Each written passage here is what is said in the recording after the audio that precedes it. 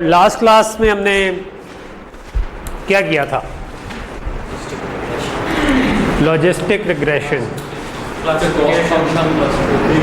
जो कि रिग्रेशन की टाइप थी, नहीं क्लासिफिकेशन की टाइप थी, लेकिन नाम उसका रिग्रेशन रखा हुआ था। और उसमें चेंज क्या आई थी, यानी ओवरऑल एक एक करके सारे बोले। चलो उस्मान आप बताने लगे।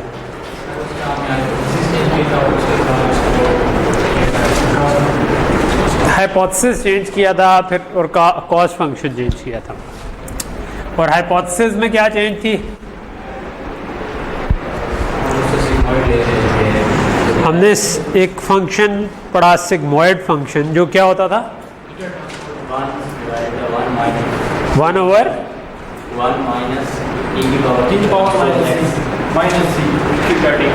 माइनस जी था, साफ भी लिखा है माइनस जी।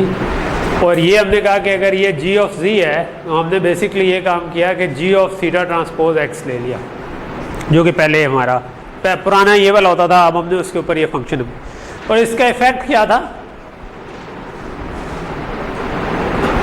ये किस किस्म का फंक्शन था? सिग्मॉइड जो है, इसकी शेप किस तरह की थी?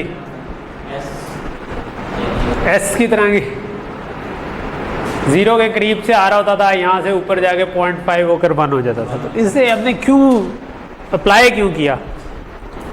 वजह क्या थी? वजह समझ आ जाए तो वैसे ही फिर आपको याद नहीं करने पड़ते, बहुत से फॉर्मूलाज आपको वैसे ही ज़हन में पता होता है।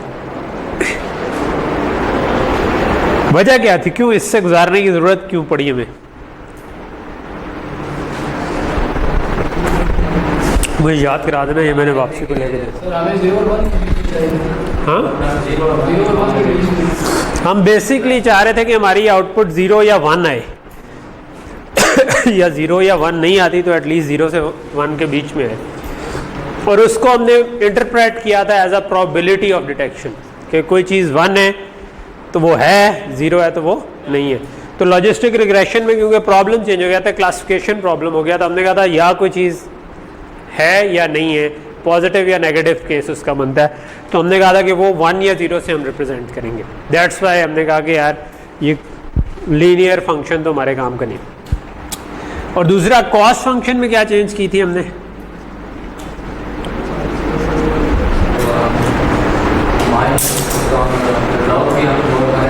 कोई हमने थोड़ा सा एक डिफाइन किया था, एग्जैक्ट याद मुझे भी नहीं है, लेकिन हमने कुछ माइनस लॉग ऑफ समथिंग और 1 माइनस लॉग ऑफ समथिंग कुछ करके किया था। इंट्यूशन क्या थी पीछे, वजह क्या थी कि हमने वो डिफाइन किया था? उसको हमने बाद में एक ही क्वेश्चन में भी ले रहे थे, जो आप पिछली स्लाइड से देख सकते हैं। लेकिन वजह क्या थी इस तरह की फॉर्म में लाने की? इसको हम बाय डिफ़ॉल्ट लॉजिस्टिक रिग्रेशन की बेस पे जो हमारा कॉस्ट फंक्शन बनता था, जो पुराना कॉस्ट फंक्शन था, वो कन्वेक्स नहीं था, ठीक है, यानी उसमें मल्टीपल मिनिमा हो सकते थे। लेकिन अगर इसमें हम लॉग्स ले लें तो लॉग्स क्योंकि काइंड ऑफ कैंसिल आउट होते हैं ई से, और तो उसकी वजह से जो रिजल्टेंट फंक्शन बनता है वो हमने कहा था वो कन्वेक्स है, and we can reach a minimum, और हम उस पर ग्रेडियंट डिसेंट अप्लाई कर सकते हैं, ठीक है। So you get the idea, ठीक। सो ये बेसिकली समरी थी उस फंक्शन की। और उस फंक्शन में दो हमने किया हुआ था कि बेसिक आइडिया कुछ इस किस्म का था कि अगर आपका हाइपोथेसिस 1 है, यानी अगर आप आउटपुट 1 थी, तो उस केस में इस किस्म की फिगर बनती थी कि हम बहुत हाई कॉस्ट देते थे 0 के केस में, वो जो 1 माइनस लॉग समथिंग बनता था, और दूसरे केस जो लॉग बनता था, और दूसरे केस में ये वाला बन जाता था कि अगर आपका हाइपोथेसिस असल में आउटपुट 0 थी और 0 का तो आपको कोई पेनल्टी नहीं पड़ेगी, लेकिन असल में आउटपुट 0 थी और आपने 1 कह दिया तो आपको हैवी पेनल्टी पड़ेगी। Okay, this is a quick summary of what we did last time. अगरचे आज हमने इसको दोबारा यूज़ इतना ज़्यादा नहीं करना, लेकिन मैं चाहता हूँ कि आपके दिमागों में तरोताज़ा रहे जो हमने चीज़ें पढ़ी हुई हैं। मेरा अपना जो तरीका होता है, जब मैं कोई चीज़ को समझ रहा होता हूँ तो मेरी कोशिश ये होती है कि मैं जिस तरह भी आपको एक समरी सी दे दिया ना, तो कहीं पे कोई समरी स्क्रैच से लिख सकूँ, ठीक है। अगर मैं वो लिख सकता हूँ तो डिटेल्स जो है ना वो आपको भूल सकती हैं, and you can always look into them, but जो कोर आइडिया है वो नहीं भूलना चाहिए। इट्स काइंड ऑफ के जिस तरह एक पौधा लगाते हैं ना आप, तो वो बड़ा होता है तो दरख्त बनता है और उसकी बहुत सी शाखें निकलती हैं, तो वो जो जो इवेंचुअली लीव्स हैं वो आपको शायद मिक्सअप हो जाएं, बट जो उसका तना है और जो मेजर ब्रांचेज हैं वो अगर आपके जहन में होंगी तो यू कैन ऑलवेज रीड्राइव थिंग्स, ठीक है, आप दोबारा ड्राइव कर लेंगे वही चीज़, क्योंकि आपको कोर आइडिया होगा, ठीक है, कि असल में क्या हो रहा है, और आप उस रीज़न को, अगर आपने वाई क्वेश्चंस को समझा होगा ना कि कोई चीज़ क्यों की है, तो आपको चीज़ें खुद ही रिटेन रहेंगी दिमाग में, रीज़न आपको पता होगा तो खुद ही रिटेन। इसलिए आपको मैंने जो 2 क्वेश्चन किए, हमने पूछा कि मैंने क्यों सिग्मॉइड यूज़ किया, ठीक है, अगर आपको वो क्लियर है तो आपको याद भी रहेगा कि हमने सिग्मॉइड यूज़ किया था, ठीक है, और कॉस्ट फंक्शन में क्यों चेंज की, ठीक है। तो पिछले लेक्चर में जो 2 क्यों बड़े बड़े थे, एक था कि भाई हम ये चाहते थे कि लीनियर रिग्रेशन से लॉजिस्टिक रिग्रेशन यानी क्लासिफिकेशन में मूव हुए हैं, तो हमने 1 या 0 बताना है, 1 या 0 बताना है, इसलिए हमने उसको हल करने के लिए सिग्मॉइड यूज़ किया, ठीक है।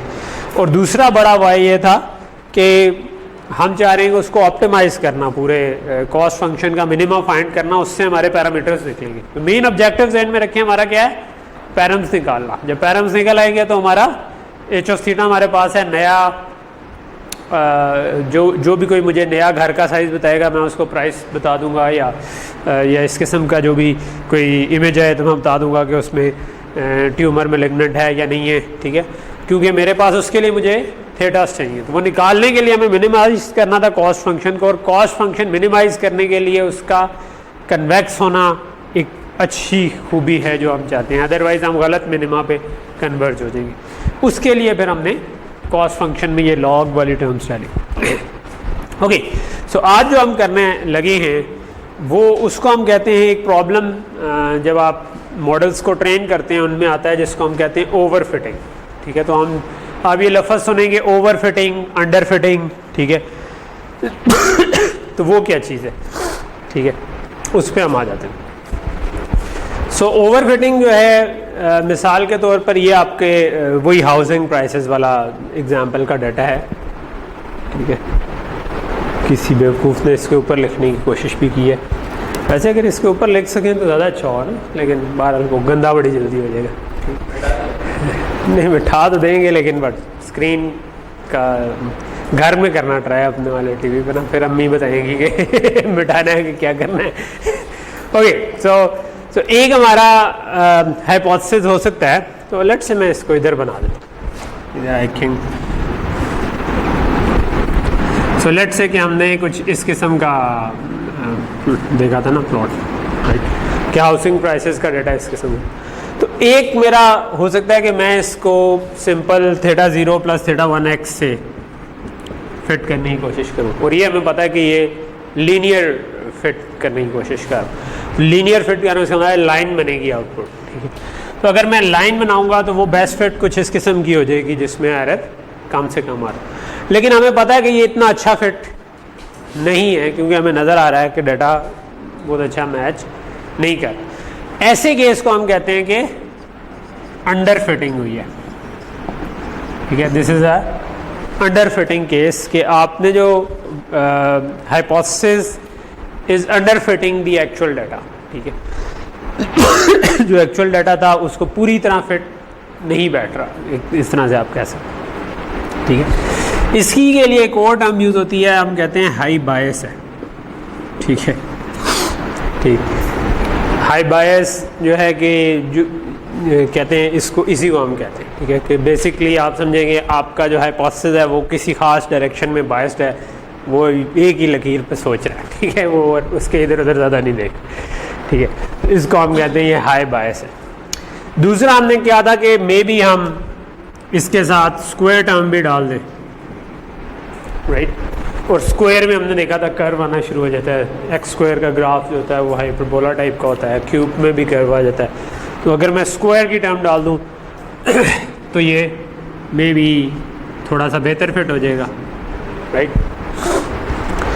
और ये भी हो सकता था कि मैं इससे ज़्यादा टर्म्स डाल देता, मे बी मैं क्यूबिक टर्म्स भी डाल देता, ठीक है।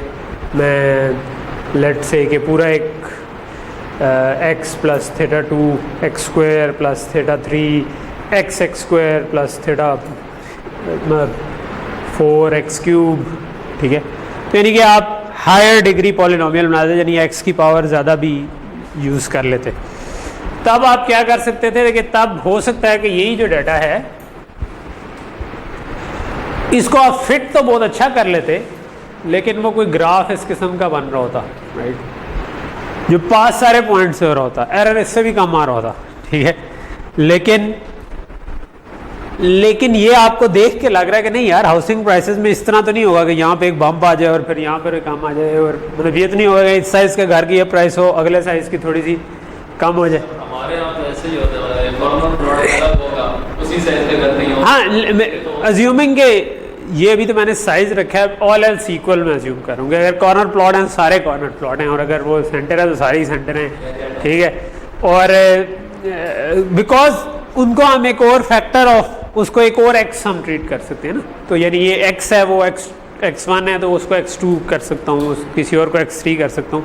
तो अभी हम सिंप्लीफाइड केस ले रहे हैं। जब आप सिंप्लीफाइड केस लें तो उसमें एक लफ्ज़ यूज होता है सिट्रस पैरेबस, ठीक है, ऑल एल्स इक्वल, ठीक है। तो आप एनालिसिस करते हैं ऑल एल्स इक्वल, तब आप अंदाज़ा लगा सकते हैं, ठीक है, कि चीज़ें एक दूसरे के रिलेटिव किधर का। तो लेट्स से कि सारे कॉर्नर प्लॉट थे, तो हमें ये देख के लग रहा है कि नहीं यार ऐसा तो मुनासिब नहीं लग रहा, कि इस तरह तो नहीं होगा कि भाई बढ़ तो आगे की तरफ ही रही होगी, ठीक है, थोड़ी बहुत फ्लक्चुएशन आती है, कोई डाटा पॉइंट इधर आ जाता होगा, कोई इधर आ जाता होगा, लेकिन हमारा कर्व जो है ये वाला तकरीबन ठीक लग रहा है। लेकिन अगर हम थोड़े सा ज़्यादा फैंसी कर्व बनाने की कोशिश करें, वो सारे पॉइंट से पास हो जाएगा मगर वो असल चीज़ को कैप्चर नहीं कर रहा होगा, ठीक है। तो ये जो प्रॉब्लम है ना कि इस किस्म का कर्व कोई बन जाए जो कि पास तो ज़्यादा पॉइंट से कर रहा हो मगर एक्चुअल चीज़ को ना कैप्चर कर रहा हो, इसको हम कहते हैं ओवरफिटिंग, ठीक है।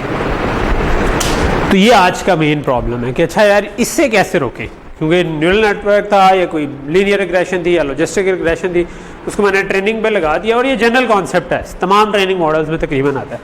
उनमें ये हो सकता है कि मॉडल अपने आप को ज़्यादा ट्यून कर ले, ठीक है। तो इसकी एक मिसाल ये है कि फॉर एग्जांपल आप फेस रिकग्निशन का एक सिस्टम बना रहे थे, ठीक है, और आपने उसको एग्जांपल दी, वो इतना ज़्यादा ट्यून हो गया कि अगला बंदा वही ऐनक पहन के आ जाए तो उसको पहचान नहीं सकेगा कि नहीं इसकी शक्ल में तो फलां जगह पे ऐनक तो कोई नहीं थी, ठीक है, आप तो ये ऐनक पहन ली है इसने, ठीक है, मूछें रख ले थोड़ी सी, या थोड़ा सा शेव पड़ जाए, नहीं मैं तो तेनों नहीं पहचानता, ठीक है। तो इसका मतलब है कि मॉडल ओवरफिट हो गया towards, it could be because of underfitting as well, लेकिन जनरली अगर ओवरफिट भी हो गया तो वो यही कहेगा कि यार ये वाला जो छोटा सा फीचर था ये तो उसमें नहीं था, ठीक है। तो उसके लिए हम एक टर्म यूज़ करते हैं कि वो अच्छा जनरलाइज करे अपनी चीज़ को, यानी हम जब देख रहे होते हैं ना किसी को, तो हमारी आंखें कुछ कुदरत ने ऐसी उनके पीछे सिस्टम बनाया हुआ है कि हम समझ लेते हैं। अगला बंदा आता है 10 साल बाद मिलते हैं, दाढ़ी चिट्टी हो गई होती है, और मतलब आप फिर भी पहचान लेते हैं, ठीक है, और काफ़ी शक्ल बदल गई होती है, ठीक है। बहुत ज़्यादा टाइम हो जाए तो हम भी कई दफ़ा नहीं पहचानते, लेकिन कहने का मकसद है कि क्यों पहचान लेते हैं, बिकॉज हमने जनरलाइज बड़ा अच्छा किया होता है, हम उसके फीचर एग्जैक्ट ये नहीं देख रहे होते कि एग्जैक्ट शेप कैसी है, हम कुछ और देख रहे होते हैं, ठीक है, जो हम भी डिस्क्राइब नहीं कर सकते। जो मशीन लर्निंग का एक सेकेंडरी प्रॉब्लम भी है कि मशीन लर्निंग में मॉडल लर्न तो कर लेता है, लेकिन हम उसको कई दफ़ा डिस्क्राइब नहीं कर सकते कि उसने क्या लर्न किया है, लेकिन वो बता देता है कि ये चीज़ ये है और ये चीज़ वो है, ठीक है। तो this is one of the problem. लेकिन जो एक जनरल मसला आता है वो ये कि हम ओवरफिट भी नहीं करना चाहते, हम अंडरफिट भी नहीं करना चाहते, इसको हम ओवरफिट कहते हैं और इसको बाज़ हाई वेरिएंस भी कहते हैं, ठीक है। और तीसरा मैंने आपको बताया कि इसी को हम कहते हैं कि जनरलाइज नहीं सही तरह हुआ, ठीक है, उसने उस स्पेसिफिक केस को पकड़ लिया बजाय जनरलाइज होने के, ठीक है। ओके, सो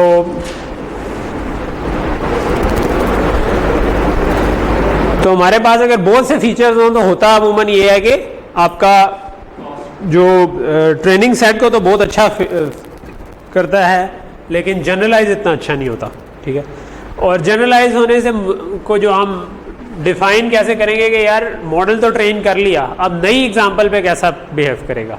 तो ये वाला जो सॉरी मैंने इधर गान ज़्यादा डाल दिया, तो मैंने आपको कुछ इस किस्म का फंक्शन बनाया था ना कि जिसमें आपके कर्व शर्व इसकी वजह से कुछ डल गए क्यूब और स्क्वायर की वजह। ये नई एग्जांपल पे इससे बेहतर परफॉर्म नहीं करेगा। मतलब आप अगर इससे पूछेंगे ना कि इस साइज़ के घर की क्या प्राइस है, ये बताएगा ये वाली, which would be more accurate then ये जो थोड़ी सी कम बताएगा, ठीक है। तो बिकॉज वो नई चीज़ पर इतना अच्छा जनरलाइज नहीं हुआ, लेकिन वो ट्रेनिंग सेट पे बहुत अच्छा जनरलाइज हो गया, ठीक है। तो ये प्रॉब्लम समझ आ रहा है ना कि आपने ट्रेनिंग सेट के ऊपर आपका एरर बड़ा कम आ गया, लेकिन आप उसको नई एग्जांपल देते हैं तो वो वहाँ पर उसका रिजल्ट इतना अच्छा नहीं आता। तो हमारा तो गोल ये है कि जब हम उस ट्रेन कर ही इसलिए रही हैं कि हमारे पास वेट्स ऐसे आ जाएं कि जब हम नया डाटा दें तो वो बिल्कुल ठीक ठीक बता सकें, ठीक है। एक थोड़ा सा साइड नोट ये है कि मशीन लर्निंग में मैंने आपको बताया कि हमारा गोल क्या था कि हम थीटास फाइंड आउट कर लें। पैरामीटर्स हमें अगर पता चल गए तो बाद में तो हमने यही करना है ना कि कोई नई एग्जांपल आएगी, हम उसको एच ऑफ थीटा से गुजार देंगे सॉरी थीटा ऑफ एक्स से गुजार देंगे। ये एक्स आया, इसने आउटपुट बता दी कि क्या होगा, ठीक है। लीनियर रिग्रेशन है तो प्राइस बता दी, लॉजिस्टिक रिग्रेशन है तो बता दिया कि मेलिग्नेंट है ट्यूमर के नहीं है, या जो भी चीज़ थी, कुत्ता है कि बिल्ली है, जो भी बता दिया, ठीक। तो अमूमन जो मशीन लर्निंग सिस्टम है ना, उसमें ये वाला पार्ट जिसमें हम ट्रेन कर रहे होते हैं, ये एक अलग पार्ट होता है। और ये जो पार्ट है ना कि जब आप उसको अप्लाई करें मॉडल को, इसको हम अमूमन कहते हैं इन्फ्रेंस, ठीक है। इन्फर करना, कि आप इनपुट दें और वो बताए कि क्या आउटपुट है, ठीक है। तो फॉर एग्जांपल आपने कोई मशीन लर्निंग सिस्टम दिया बनाया जो कि सारे का सारा ट्रेन हो गया, ठीक है। तो अब आपने असल में जब लगाना है, मिसाल के तौर पर मैं क्लास की अटेंडेंस का सिस्टम बनाता हूँ, ठीक है, कि इधर कैमरा लगा हो, आप एंटर हो सारों की, जो भी बंदा आता जाए सिस्टम उसको आइडेंटिफाई कर ले उसका शक्ल देख के, और उस वक्त जो टाइम है वो सिस्टम से टाइम उठाए और अपने पास एंट्री कर ले, इस टाइम को ये आया, ठीक है। और लेट से कि वापस जाने का भी कैमरा लगा हुआ है और बाहर जाते हुए वो देख ले कि बंदा कब बाहर गया है, ठीक है।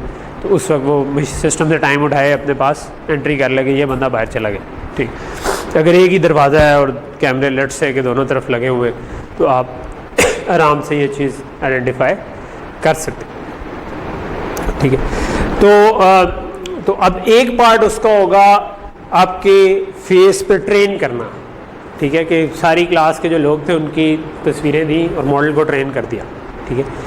तो वो जो ट्रेनिंग वाला पार्ट है वो एक पार्ट है, और इन्फ्रेंस वाला पार्ट एक और पार्ट है। ट्रेन करने के बाद हमें मिल गए कि ये पैरामीटर्स जो है ना, ये बता देते हैं। जिस तरह हमने 1 वर्सेस ऑल पढ़ा था, तो मैंने बता दिया कि यार एक मैंने क्लासीफायर बना दिया कि भाई जो बंदा आया है वो उस्मान है कि नहीं, ठीक है। दूसरा मैंने बिलाल के लिए बना दिया वो एक, फिर फरहान के लिए बना दिया है, ठीक है, फरहान के लिए, क्योंकि इसमें नाम फरहान लिखा हुआ, सारों हो गया, ठीक। तो ये हमारे सारी पूरी क्लास का क्लासीफायर आ गया। आपने जब बंदा एंटर हुआ तो हमने क्लासीफाई किया है कि जिसका मैक्सिमम आया हमने कहा कि वो बंदा आया, ठीक है। तो इस तरह एक एक करके जो बंदा एंटर होता जाएगा उसकी आउटपुट आती जाएगी। तो ये काम किया, इसमें हमें पैरामीटर्स थीटास नॉन थे, आपने इनपुट दी इमेज की, इमेज मल्टीप्लाई हुआ जिस तरह भी हमारे फंक्शन से, और उसने आखिर में बता दिया कि कौन था, ठीक है। तो इसको हम कहते हैं इन्फ्रेंस। और एक था वो ट्रेनिंग वाला पार्ट, जब आप सारे इमेजेस सारों के दिए थे और उसको हमने ट्रेन किया था। तो ये जो प्रॉब्लम आ रहा है ये हमारा ट्रेनिंग के टाइम पे आ रहा है कि ट्रेन अगर अच्छा नहीं हुआ होगा तो हमने एग्जाम्पल इमेजेस जो दिए थे उन पे तो बहुत अच्छा चल रहा होगा, लेकिन जब हम असल में बंदे आएंगे तो वो उस्मान आ रहा होगा तो वो बिलाल की अटेंडेंस लगा देगा, और बिलाल आ रहा होगा तो फरहान की लगा देगा, ठीक है। तो इस तरह के मसले शुरू हो जाएंगे, ठीक।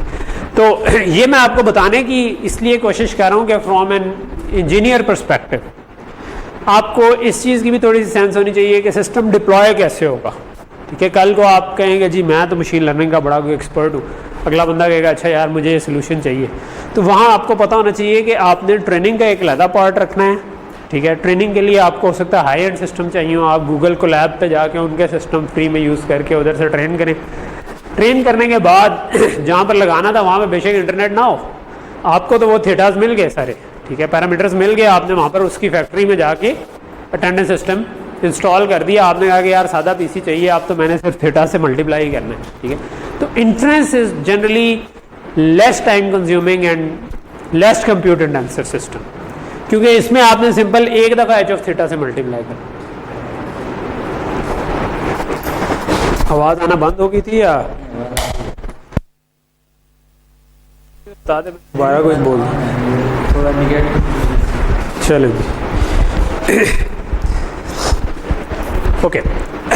सो यहाँ तक चीज़ समझ आ गई कि आपने जब डिप्लॉय करना होता है तो उसमें और इसमें फ़र्क कर सके। ज़रूरी नहीं है, बाज़ सिस्टम ऐसे भी होते हैं जो स्टिल लर्न करते रहते हैं, ठीक है। आप इस तरह से भी सिस्टम डिज़ाइन कर सकते हैं कि वो ऑनलाइन लर्न कर रहा हो, कि नया बंदा आया है उसको वो आइडेंटिफाई करे, उसको खुद ही से एंट्री कर दे, लेकिन वो एक अलग चीज़ है। लेकिन अगर आपने बहुत सारे सिस्टम्स में आपके पास आपने ट्रेनिंग अलग करनी होगी और इन्फ्रेंस अलग होगी, तो इन्फ्रेंस जो है वो कम टाइम कंज्यूमिंग पार्ट है।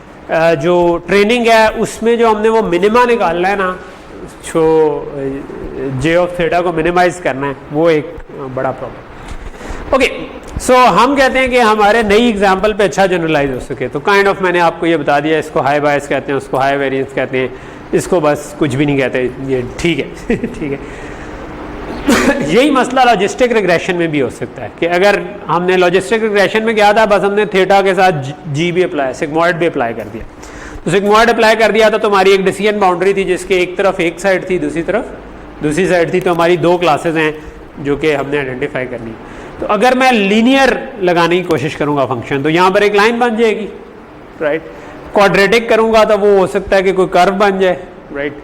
और अगर मैं थोड़े ज़्यादा इसके अंदर लाऊंगा तो वो हो सकता है कि बहुत ही काइंड ऑफ, चलो मैं इधर लगा देता हूँ, तो हो सकता है कि वो कोई बहुत ही कॉम्प्लिकेटेड सी शेप बना दे जो कि ट्रेनिंग साइड पे बहुत अच्छा चले, लेकिन ये कोई बहुत अच्छी जनरलाइजेशन नहीं है। नई एग्जांपल आएगी तो उसमें ये नहीं था कि वो ये वाला जो लोब था यहाँ पे पॉजिटिव आती थी, ठीक है। This was actually a good estimate of thing, because ये वाली वो बाउंड्री थी जहाँ पर कभी पॉजिटिव कभी नेगेटिव दोनों तरह की एग्जांपल आ जाती है। तो हम अगर अच्छा जनरलाइज करें तो this was the right boundary.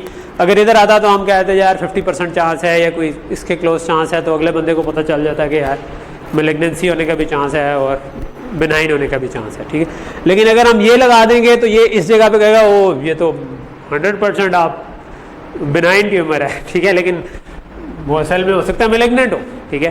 तो इसका मतलब है कि ये this is not a very good example. तो ये this is over fitting in logistic regression, जो हमने पीछे लीनियर के केस में भी देखी कि जब आपके जब आप ज़्यादा ट्रेन कर जाएँ तो फिर क्या हो सकता है, ठीक है। सो अब कैसे एड्रेस करें इसको, ठीक है। अमूमन वजह इसकी ये बनती है कि आपके पैरामीटर्स बहुत ज़्यादा हैं और एग्जाम्पल्स थोड़ी सी कम है, ठीक है।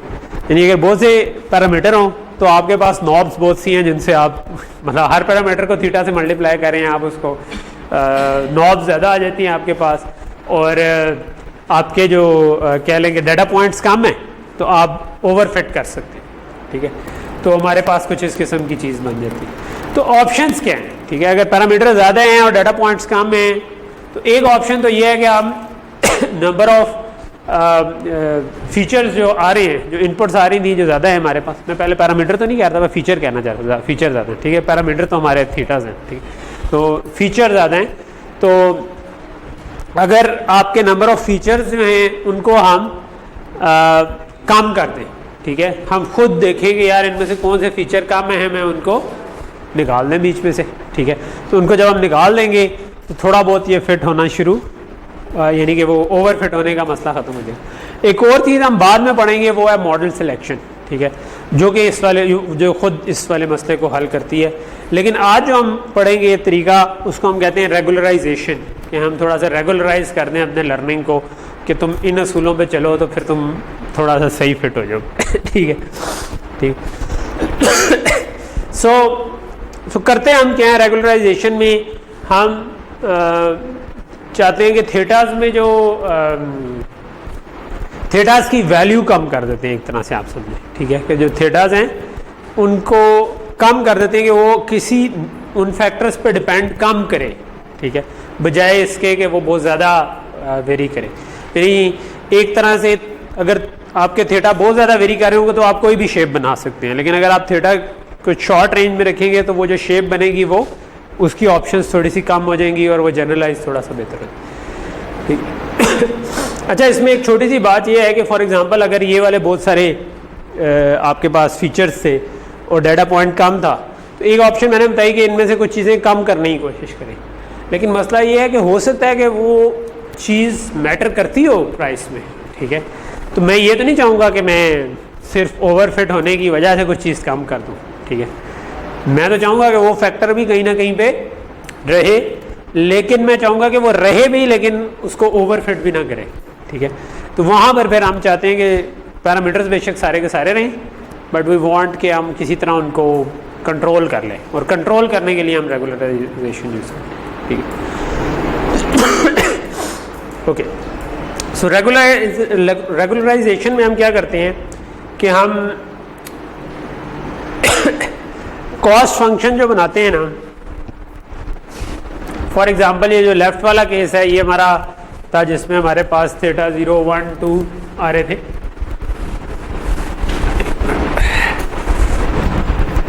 यानी साफ करने के बजाय थोड़ा गंदा कर रहा है जैसे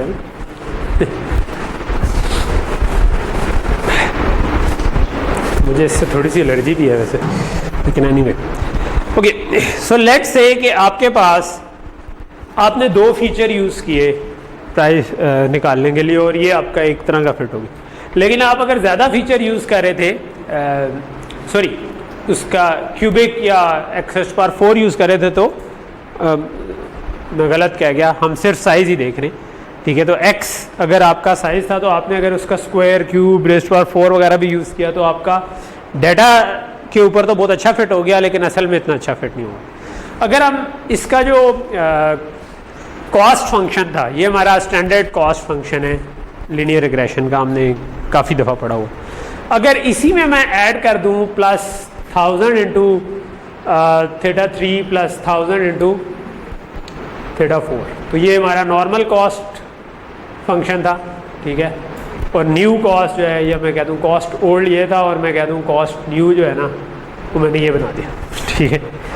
so this is your this function, और मैंने इसके साथ 1000 इंटू समथिंग ऐड कर। अब अगर मैं इस पे ऑप्टिमाइज करने की कोशिश करूँगा, ठीक है, तो क्या होगा कि पहले जो कॉस्ट निकल रही थी, मैं थीटा 3 अगर बीच में कि जो भी वैल्यू लूँगा वो 1000 से एम्पलीफाई हो जाती है, और थीटा 4 की वैल्यू भी 1000 से एम्पलीफाई हो जाती है, तो कॉस्ट अचानक से बढ़ जाती है। तो इसका मतलब है कि वो उसको मिनिमाइज करने के लिए थीटास को कम से कम करने की कोशिश करेगा, प्रॉब्ली थीटा 3 और थीटा 4 को तकरीबन 0 के करीब लाने की कोशिश करेगा, ठीक है।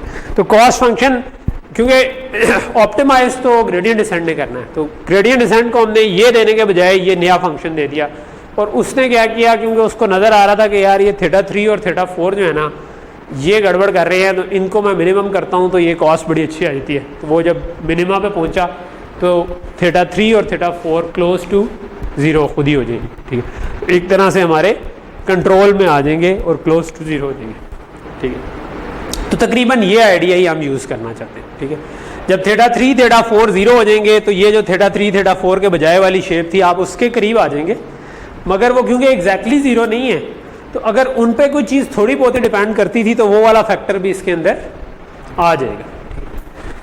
सो इस आइडिया को हम यूज़ करते हैं जब हम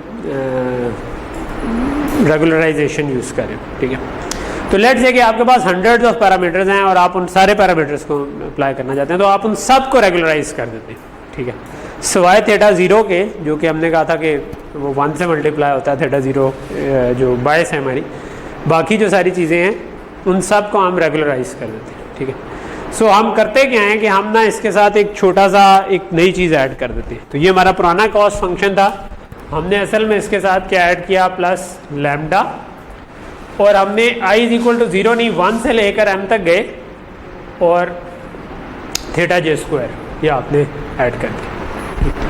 तो ये नॉर्मल जो फंक्शन था उसमें आपका h of theta minus y का स्क्वायर हो रहा था, आपने इसके साथ प्लस लैम्डा इंटू लैम्डा जो है आपका रेगुलराइजेशन का फैक्टर है कि आपने किस फैक्टर से रेगुलराइज करना है। तो हमारे पास एक नॉब आ गई जिसको लैम्डा बड़ा कर दिया या लैम्डा छोटा कर दिया, तो उसके हिसाब से हम कॉस्ट फंक्शन को या इस पूरे प्रोसेस को कंट्रोल कर सकेंगे, ठीक है। और हमने ये लैम्डा को तमाम थेटास के साथ मल्टीप्लाई, तो ये जो जिस तरह हमने पिछले स्लाइड पे 1000 लिखा था ना, तो 1000 इंटू थेटा 3 थेटा 4 किया था, हमने अब ये किया कि बजाय थेटा 3 थेटा 4 के तमाम थेटास के ऊपर इसके साथ मल्टीप्लाई कर दी। इसका नेट इफेक्ट क्या होगा कि थेटास के अंदर चेंज जो होगी वो थोड़ी स्लो आएगी, कम आएगी, ठीक है। और उसके हिसाब से फिर हमारा जो ओवर फिटिंग का चांस है वो थोड़ा सा कम हो जाएगा। तो इम्पॉर्टेंट चीज़ क्या थी कि आपने इसके साथ एक नई टर्म ऐड कर दी, राइट। और ये पूरी ब्रैकेट इसके साथ लगी है, 1/2m भी मल्टीप्लाई इसके साथ हो रहा है।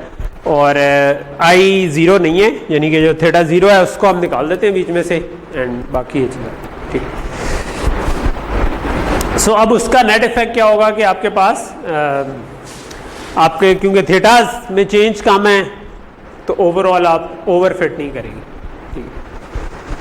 सो मेन जो गोल है हमारा वो यही है कि हमने अब ये नया जे ऑफ थेटा बना दिया, तो नया कॉस्ट फंक्शन चेंज कर दिया, ठीक है। तो पहले हमने लीनियर रिग्रेशन का एक कॉस्ट फंक्शन पढ़ा था जो कि ये वाला था, फिर हमने लॉजिस्टिक रिग्रेशन का पढ़ा था जिसको हमने थोड़ा सा चेंज किया था। अभी हम लीनियर रिग्रेशन का के कॉस्ट फंक्शन को चेंज कर रहे हैं, बिकॉज हम एग्जांपल अभी लीनियर रिग्रेशन की कर रहे हैं, हम लॉजिस्टिक पे भी आते हैं कि उसमें कैसे चेंज करेंगे। लेकिन उसमें चेंज क्या कर रहे हैं कि हमने एक प्लस एक एडिशन की टर्म डाल दी, लैम्डा इनटू जो हर थेटा था उसको लैम्डा से मल्टीप्लाई कर दिया, ठीक।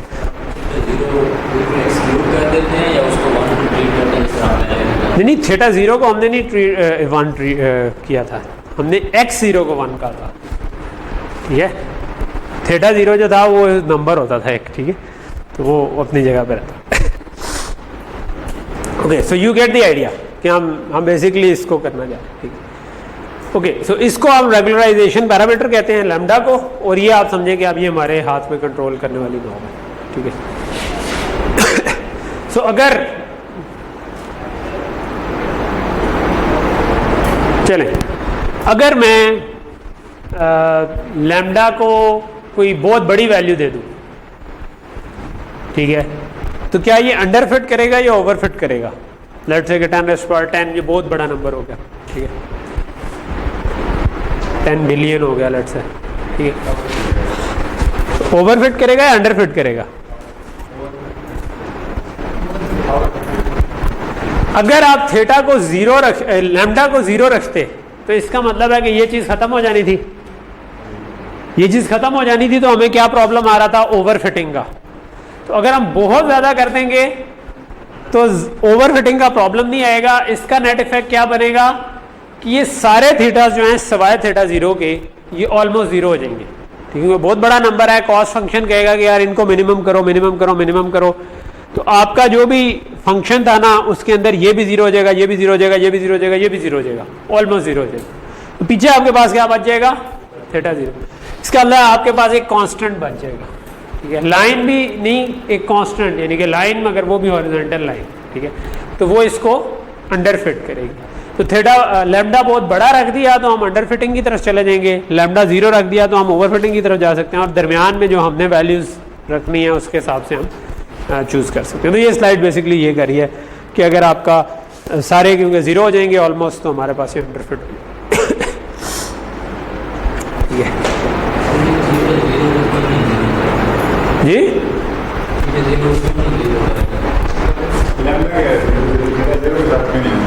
क्यों नहीं इसके साथ मल्टीप्लाई किया?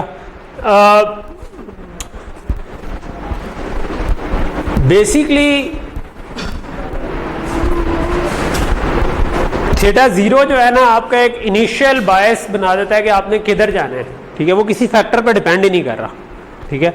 तो वो एक्चुअली वो क्योंकि कांस्टेंट होता है तो वो अंडर फिटिंग या ओवर फिटिंग में कोई खास पार्ट इस्तेमाल हो ही नहीं होता, क्योंकि वो तो 1 से मल्टीप्लाई हो रहा है ना हमेशा। तो वो तो सिर्फ आपके ग्राफ को ऊपर या नीचे ले जाने के लिए है, ठीक है, कि आपका यही जो क्रॉस और जीरोस थे ये इस जगह पे भी हो सकते थे, यहाँ पे भी लाइन हो सकती थी, यही क्रॉस और जीरोस इस जगह पे भी हो सकते थे, यहाँ पे भी वही लाइन लग सकती थी थोड़ा सा नीचे।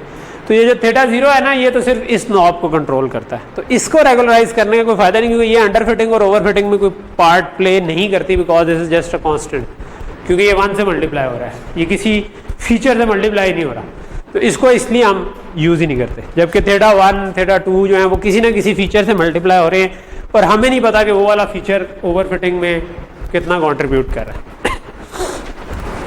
आपके जहन में ये आ सकता है कि यार हम थोड़ा सा फैंसी हो जाए और हमें पता हो कि कुछ वाले वेरिएबल्स जो हैं उनको हम कोई और लैम्डा अप्लाई करें, कुछ पे कोई और करें, कुछ ज़्यादा इंपॉर्टेंट फीचर्स हो उनको कम लैम्डा करें, वो भी आप कर सकते हैं, ठीक है। ये हम जनरल तरीका पढ़ें, लेकिन जब आप कोड लिख रहे हैं तो मशीन इज़ ऑल योर्स, ठीक है।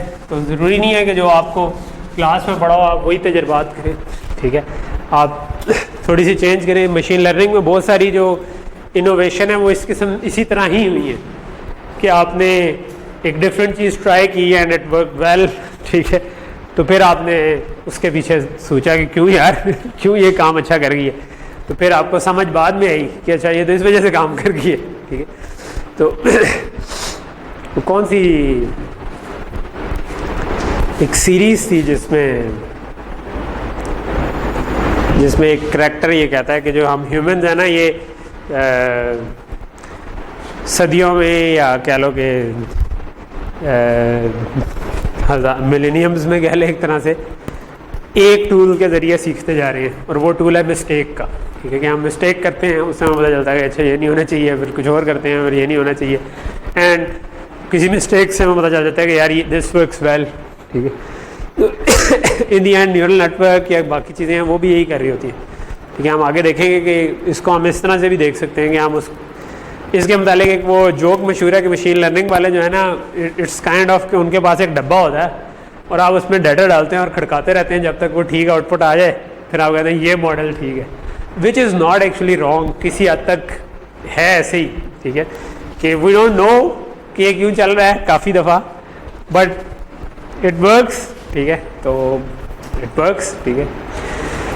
Okay, so this is your new cost function for linear regression with lambda, जिसमें हमने J0 को नहीं यूज़ किया क्योंकि हमने थीटा 0 को नहीं रेगुलराइज करना, थीटा 1 से आगे करना है, और हमारा काम है कि हमने मिनिमाइज करना है कॉस्ट फंक्शन को। तो हम मिनिमाइज करते हैं अपने जो फेवरेट ग्रेडियंट डिसेंट से, ठीक है। सो जो लास्ट टाइम हमने कहा था कि और फंक्शन भी हो सकते हैं, एफ मिनांक भी यूज हो सकता है, लेकिन अब अगर हम इधर करना चाहेंगे तो this is your old gradient descent का जो तरीका था। पहला काम हम ये करते हैं कि थीटा 0 को अलग से रख देते हैं, ठीक है। और इसमें दोनों थे, लेकिन अब हमने इसको 1 से कर दिया और इसको थीटा 0 को अलग कर दिया और थीटा J जो बाकी 1 से लेकर आगे तक चले गए, ठीक है। यहाँ तक चीज़ क्लियर हो, इसमें तो कोई गड़बड़ नहीं है। अब हमने इसमें अब रेगुलराइजेशन टर्म ऐड कर दी है, ठीक है। सो रेगुलराइजेशन टर्म जब ऐड करेंगे तो उसका डेरिवेटिव लेंगे, उसका जब डेरिवेटिव लेते हैं ना तो आपके पास बेसिकली ये चीज़ आ जाती है। सो आप समझें कि ये एक नई टर्म ऐड हो जाती है जब, क्योंकि हमने समेशन ही की थी, तो आप उसका डेरिवेटिव लेंगे विद 1 थीटा, तो बाकी सारे कांस्टेंट थे वो 0 हो जाएंगे, ठीक है। तो आपकी simple lambda into that theta आ जाएगा, ठीक है। तो आप इस पूरे को ये कह सकते हैं कि ये हमारे पास एक टर्म बन जाती है, ठीक है। और इसी को ये जो यहाँ पर लिखा हुआ था लैम्डा बाई एम थीटा, उसको मैं उठाकर इधर भी ला सकता हूँ, ठीक है। ये सिर्फ उसको रीफ्रेश किया हुआ हमने कि इधर एक इस पूरी टर्म एक ऐड हो रही लैम्डा ओवर एम थीटा, ठीक है। क्योंकि अल्फा मल्टीप्लाई हो रहा है तो हम उसको उठाकर बाहर ला सकते हैं, ठीक है। सो जब हम इधर बाहर लाएंगे तो ये वाली क्यों लाए हैं, ये दिखाने के लिए कि ये वाली जो चीज़ है ना, ये हमारा पुराना कॉस्ट फंक्शन है, राइट। और ये जो है ना, इसमें हमने क्या किया हुआ है कि हर थीटा को हमने मल्टीप्लाई किया हुआ theta J into 1 minus alpha lambda over M से, ठीक है। अगर लैम्डा ना होता तो बेसिकली तो ये थीटा ही था, ठीक है। लेकिन ये जो नंबर आएगा ना, this would be something like, अगर ये ना होता तो ये सिंपल थीटा में से हमने ये जो सिंपल ग्रेडियंट डिसेंट वाला माइनस करना था वो होना था, राइट। लेकिन अब हमने इसको एक नंबर से मल्टीप्लाई कर दिया और वो जो नंबर है उसमें ये जो होगा ये कोई छोटा सा पॉजिटिव क्वांटिटी होगी ना, ठीक है, बिकॉज अल्फा एक आपका स्मॉल लर्निंग रेट है, ठीक है, और एम से डिवाइड कर रहे हैं, लैम्डा एक थोड़ा सा बड़ा नंबर है, लेट्स से कि मैं कहता हूँ कि ये 0.9 समथिंग है, ठीक है, सो 99 लेट्स से कहता हूँ, तो क्या फ़र्क पड़ा है? आप पहले ये कह रहे थे कि थीटा में थीटा की पुरानी वैल्यू के साथ कुछ शिफ्ट ऐड कर रहे थे, अब हम हर दफ़ा उसको थोड़ा सा छोटा कर देते हैं, यानी कि थीटा पूरा नहीं लेते, हम उसको उसमें जो ऐड करना है वो हम उसको थीटा को 0.99 से मल्टीप्लाई कर देते हैं। तो इसका मतलब है कि हर आइट्रेशन में आपका थीटा का इफेक्ट थोड़ा थोड़ा कम होता जाएगा और आपका ओवरफिट होने का चांस कम हो जाएगा, ठीक है। तो खैर ये काइंड ऑफ एक तरह की इंट्यूशन है। तो ये लेस देन 1 होगा ओवरऑल नंबर, क्योंकि 1 में से एक पॉजिटिव नंबर निकाल रहे हैं, तो 0.9 समथिंग होगा, ठीक। इतनी ज़्यादा ये इंट्यूटिव बाज़ जगहों पे नहीं भी फील होती कि आप ग्रास्प नहीं करते कि यार एग्जैक्ट ज़ीरो करने की क्यों कोशिश करें हम, ठीक है, लेकिन इट वर्क्स। तो ये आप ट्राई करके जब देखेंगे तो आपको नज़र आएगा कि रेगुलराइजेशन से फिटिंग जो है, ओवर फिटिंग का प्रॉब्लम बड़े अच्छे से रिजॉल्व हो जाता है। आपकी सेकंड एक्सरसाइज में प्रॉब्ली ये चीज़ ट्राई हो रही होगी, ठीक है। अभी फर्स्ट एक्सरसाइज जो है वो भी मैंने अपलोड नहीं की, बट आई अपलोड इट, आज क्या है, जुमेरात है, सो ड्यू होगी वो नेक्स्ट प्रॉब्ली ट्यूसडे को, यानी वीकेंड होगा आपके पास करने के, ठीक है। शायद थर्सडे को कर दूँ, थर्सडे को कर दूँ। हाँ, मैंने आज तक कभी स्टूडेंट ये नहीं देखा कि वो ज़रा अर्ली वाली कर रहे हैं, वो हमेशा से जब भी पूछे वो आगे वो कर दो कोई मसला। तो ठीक है, I probably upload it tomorrow या सैटरडे मॉर्निंग, और वो फिर आप कहते हैं ताकि आपके पास वीकेंड का एटलीस्ट एक पूरा दिन तो हो, 1.5 दिन हो तो बहुत ही अच्छा है, 2 दिन हो जाए तो और भी अच्छा है, ठीक है। तो पहली एक्सरसाइज फिर आप कर सकें, दूसरी अगले ही वीक में दे दूंगा, क्योंकि हमने टॉपिक 2 पढ़ लिए हैं और असाइनमेंट मैंने अभी एक भी नहीं दी, विच इज़ माई फॉल्ट कि मुझे पिछले हफ्ते ये देनी चाहिए थी, लेकिन वीकेंड पे जो है कुछ मसरूफियत होगी, ठीक है, मुझे पिछले। ओके, अच्छा, इसके अलावा हमने एक और तरीका भी पढ़ा था नॉर्मल इक्वेशन का, राइट। एक तो हमने नॉर्मल इक्वेशन, किसी को याद है क्या थी, किसकी जगह नॉर्मल इक्वेशन यूज होती थी? भूल गए? 3-4 लेक्चर पीछे था। कॉस्ट को नहीं,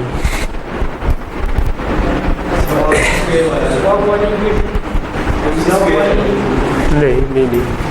नॉर्मल इक्वेशन हमने उसको कहा था कि बजाय इसके कि हम ग्रेडियंट डिसेंट अप्लाई करके मिनिमम फाइंड करें, हमारे पास अगर एक फंक्शन ये आ रहा है कि x को हम थीटा से मल्टीप्लाई करते हैं तो y आ जाता है, ठीक है। तो y नॉट हम x इनवर्स दोनों तरफ मल्टीप्लाई कर दें तो मेरे पास थीटा निकल आएगा, ठीक है। तो डायरेक्टली इसका सोल्यूशन निकाल लें, ठीक है। और इसमें क्योंकि ये स्क्वायर मैट्रिक्स नहीं होती तो इसलिए हमने कहा था कि यार इसका तो पूरा सोल्यूशन ही निकलेगा, लेकिन हम x ट्रांसपोज x अगर ले लें तो वो हमेशा स्क्वायर ही होता है, ठीक है। तो हम बेसिकली इसका इन्वर्स अगर ले लें और उसको मल्टीप्लाई कर दें, ये मैं इधर इक्वेशन लिख देता हूँ इसकी, तो काइंड ऑफ हमने ये किया था, ये इस हिस्से को भी इग्नोर करें तो हमारे पास था x ट्रांसपोज x, इस पूरे का इन्वर्स लेकर उसको x ट्रांसपोज से मल्टीप्लाई कर दें, ठीक है। तो ये काइंड ऑफ वही काम करेगा। अगर नॉर्मल स्क्वायर मैट्रिक्स हुई तो ये x इन्वर्स ही बन जाएगा, ठीक है। लेकिन अगर आपका स्क्वायर मैट्रिक्स ना हुई still it will work, because inverse लेते हुए ये ऑटोमेटिकली इनको स्क्वायर बना देगा और उसका इन्वर्स निकल सकता होगा, ठीक है। तो हमने काइंड ऑफ अगर नॉर्मल अगर स्क्वायर मैट्रिक्स होती फिर तो ऐसे ही चल जाना था, लेकिन हमने कहा था क्योंकि ये स्क्वायर नहीं होगी मोस्ट लाइकली, बिकॉज आपके फीचर्स और ट्रेनिंग सेट की एग्जांपल्स जो हैं वो एक जितने तो नहीं होंगे, ठीक है। तो इसलिए हम x transpose x inverse x करते हैं, जिससे हमारे पास काइंड ऑफ x का इन्वर्स आ जाता है, तो वो आपको थीटास देता है। ठीक है, उसको y से मल्टीप्लाई करेंगे तो आपके पास थीटा आ जाएगा। अच्छा, अब ये हो गया है कि अब उसके अंदर हमारे पास अब हमारा कॉस्ट फंक्शन चेंज हो गया ना, उसके अंदर लैम्डा आ गया, ठीक है, लैम्डा आ गया। तो अब उसके साथ ये वाले अगर हमने नॉर्मल इक्वेशन से सॉल्व करना हो तो क्या करेंगे? तो उसका तरीका ये है कि आप लैम्डा को ना इस मैट्रिक्स से मल्टीप्लाई करके उसके बाद इन्वर्स लें। लैम्डा में पहली it's kind of identity matrix except कि इसकी पहली एंट्री 0 है, बिकॉज हमने थीटा 0 को रेगुलराइज नहीं करना, ठीक है। तो इसके डायगोनल में जब लैम्डा मल्टीप्लाई करेंगे तो हर जगह पे लैम्डा आ जाएगा, ठीक है। तो अगर मैं इसको सॉल्व कर लूँ तो ऑटोमेटिकली मेरे पास नॉर्मल इक्वेशन मेथड से भी सोल्यूशन निकल सकता है, ठीक है। तो नॉर्मल इक्वेशन मेथड जो था वो भी सोल्यूशन निकाल देता होता है, जिसके लिए हमने ये भी पढ़ा था, अगर आपको याद हो मैंने बताया था, एक पी इन होता है ऑक्टेव में या मैटलैब में और एक इन होता है इनवर्स निकालता है, पी इनवर्स सूडो इनवर्स निकालता है। तो हमने इधर सूडो इनवर्स यूज़ करना है, क्योंकि अगर इन्वर्टेबल ना भी हो मैट्रिक्स तब भी पी इनवर्स काम कर जाता है किसी हद।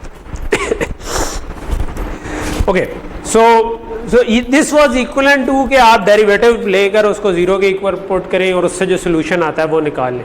वो कहना और ये कहना is basically kind of same thing, ठीक।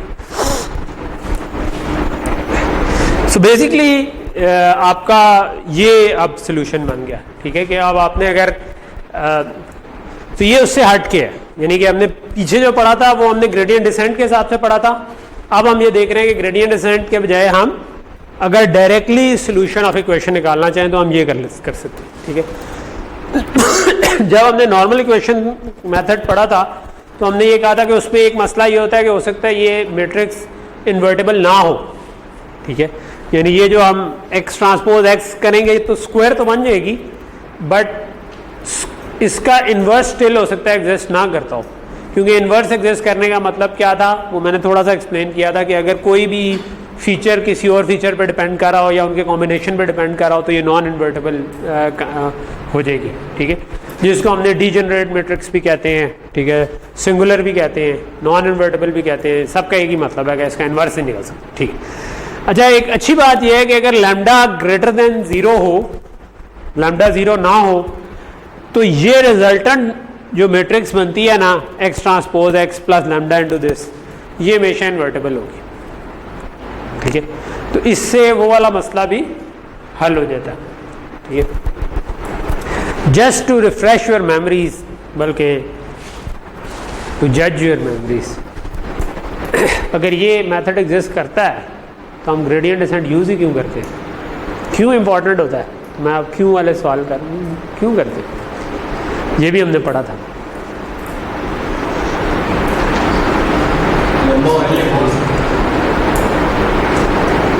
लंबा हो जाता है ये।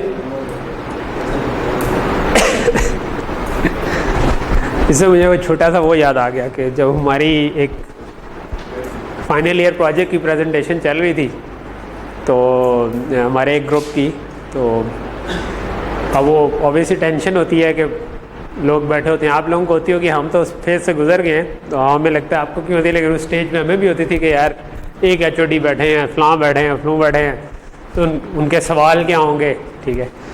तो एक बंदे ने सवाल किया how long was the receiver, ठीक है, तो ट्रांसमीटर रिसीवर में आया था।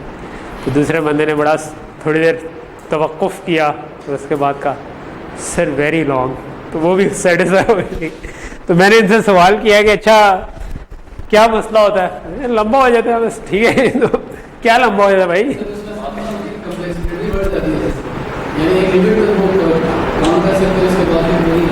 काश तो सारी क्लासों में आ जाता है।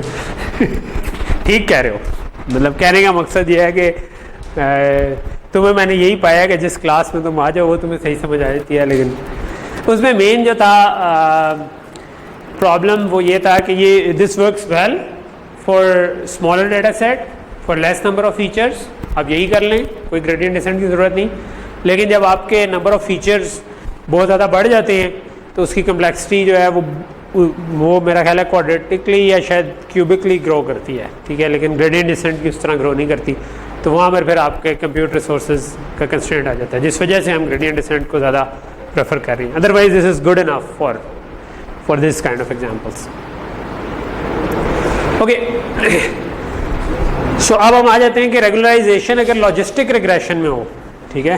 सो अभी तक क्या था, लीनियर रिग्रेशन में हम देख रहे थे रेगुलराइजेशन। अब सेम कॉन्सेप्ट को हम अप्लाई करना चाहते हैं इन लॉजिस्टिक रिग्रेशन, ठीक है, जिसमें फ़र्क क्या था कि बस वो सिग्मॉइड से गुजारते थे, उसका हाइपोथेसिस भी चेंज हो गया, कॉस्ट फंक्शन भी चेंज हो गया।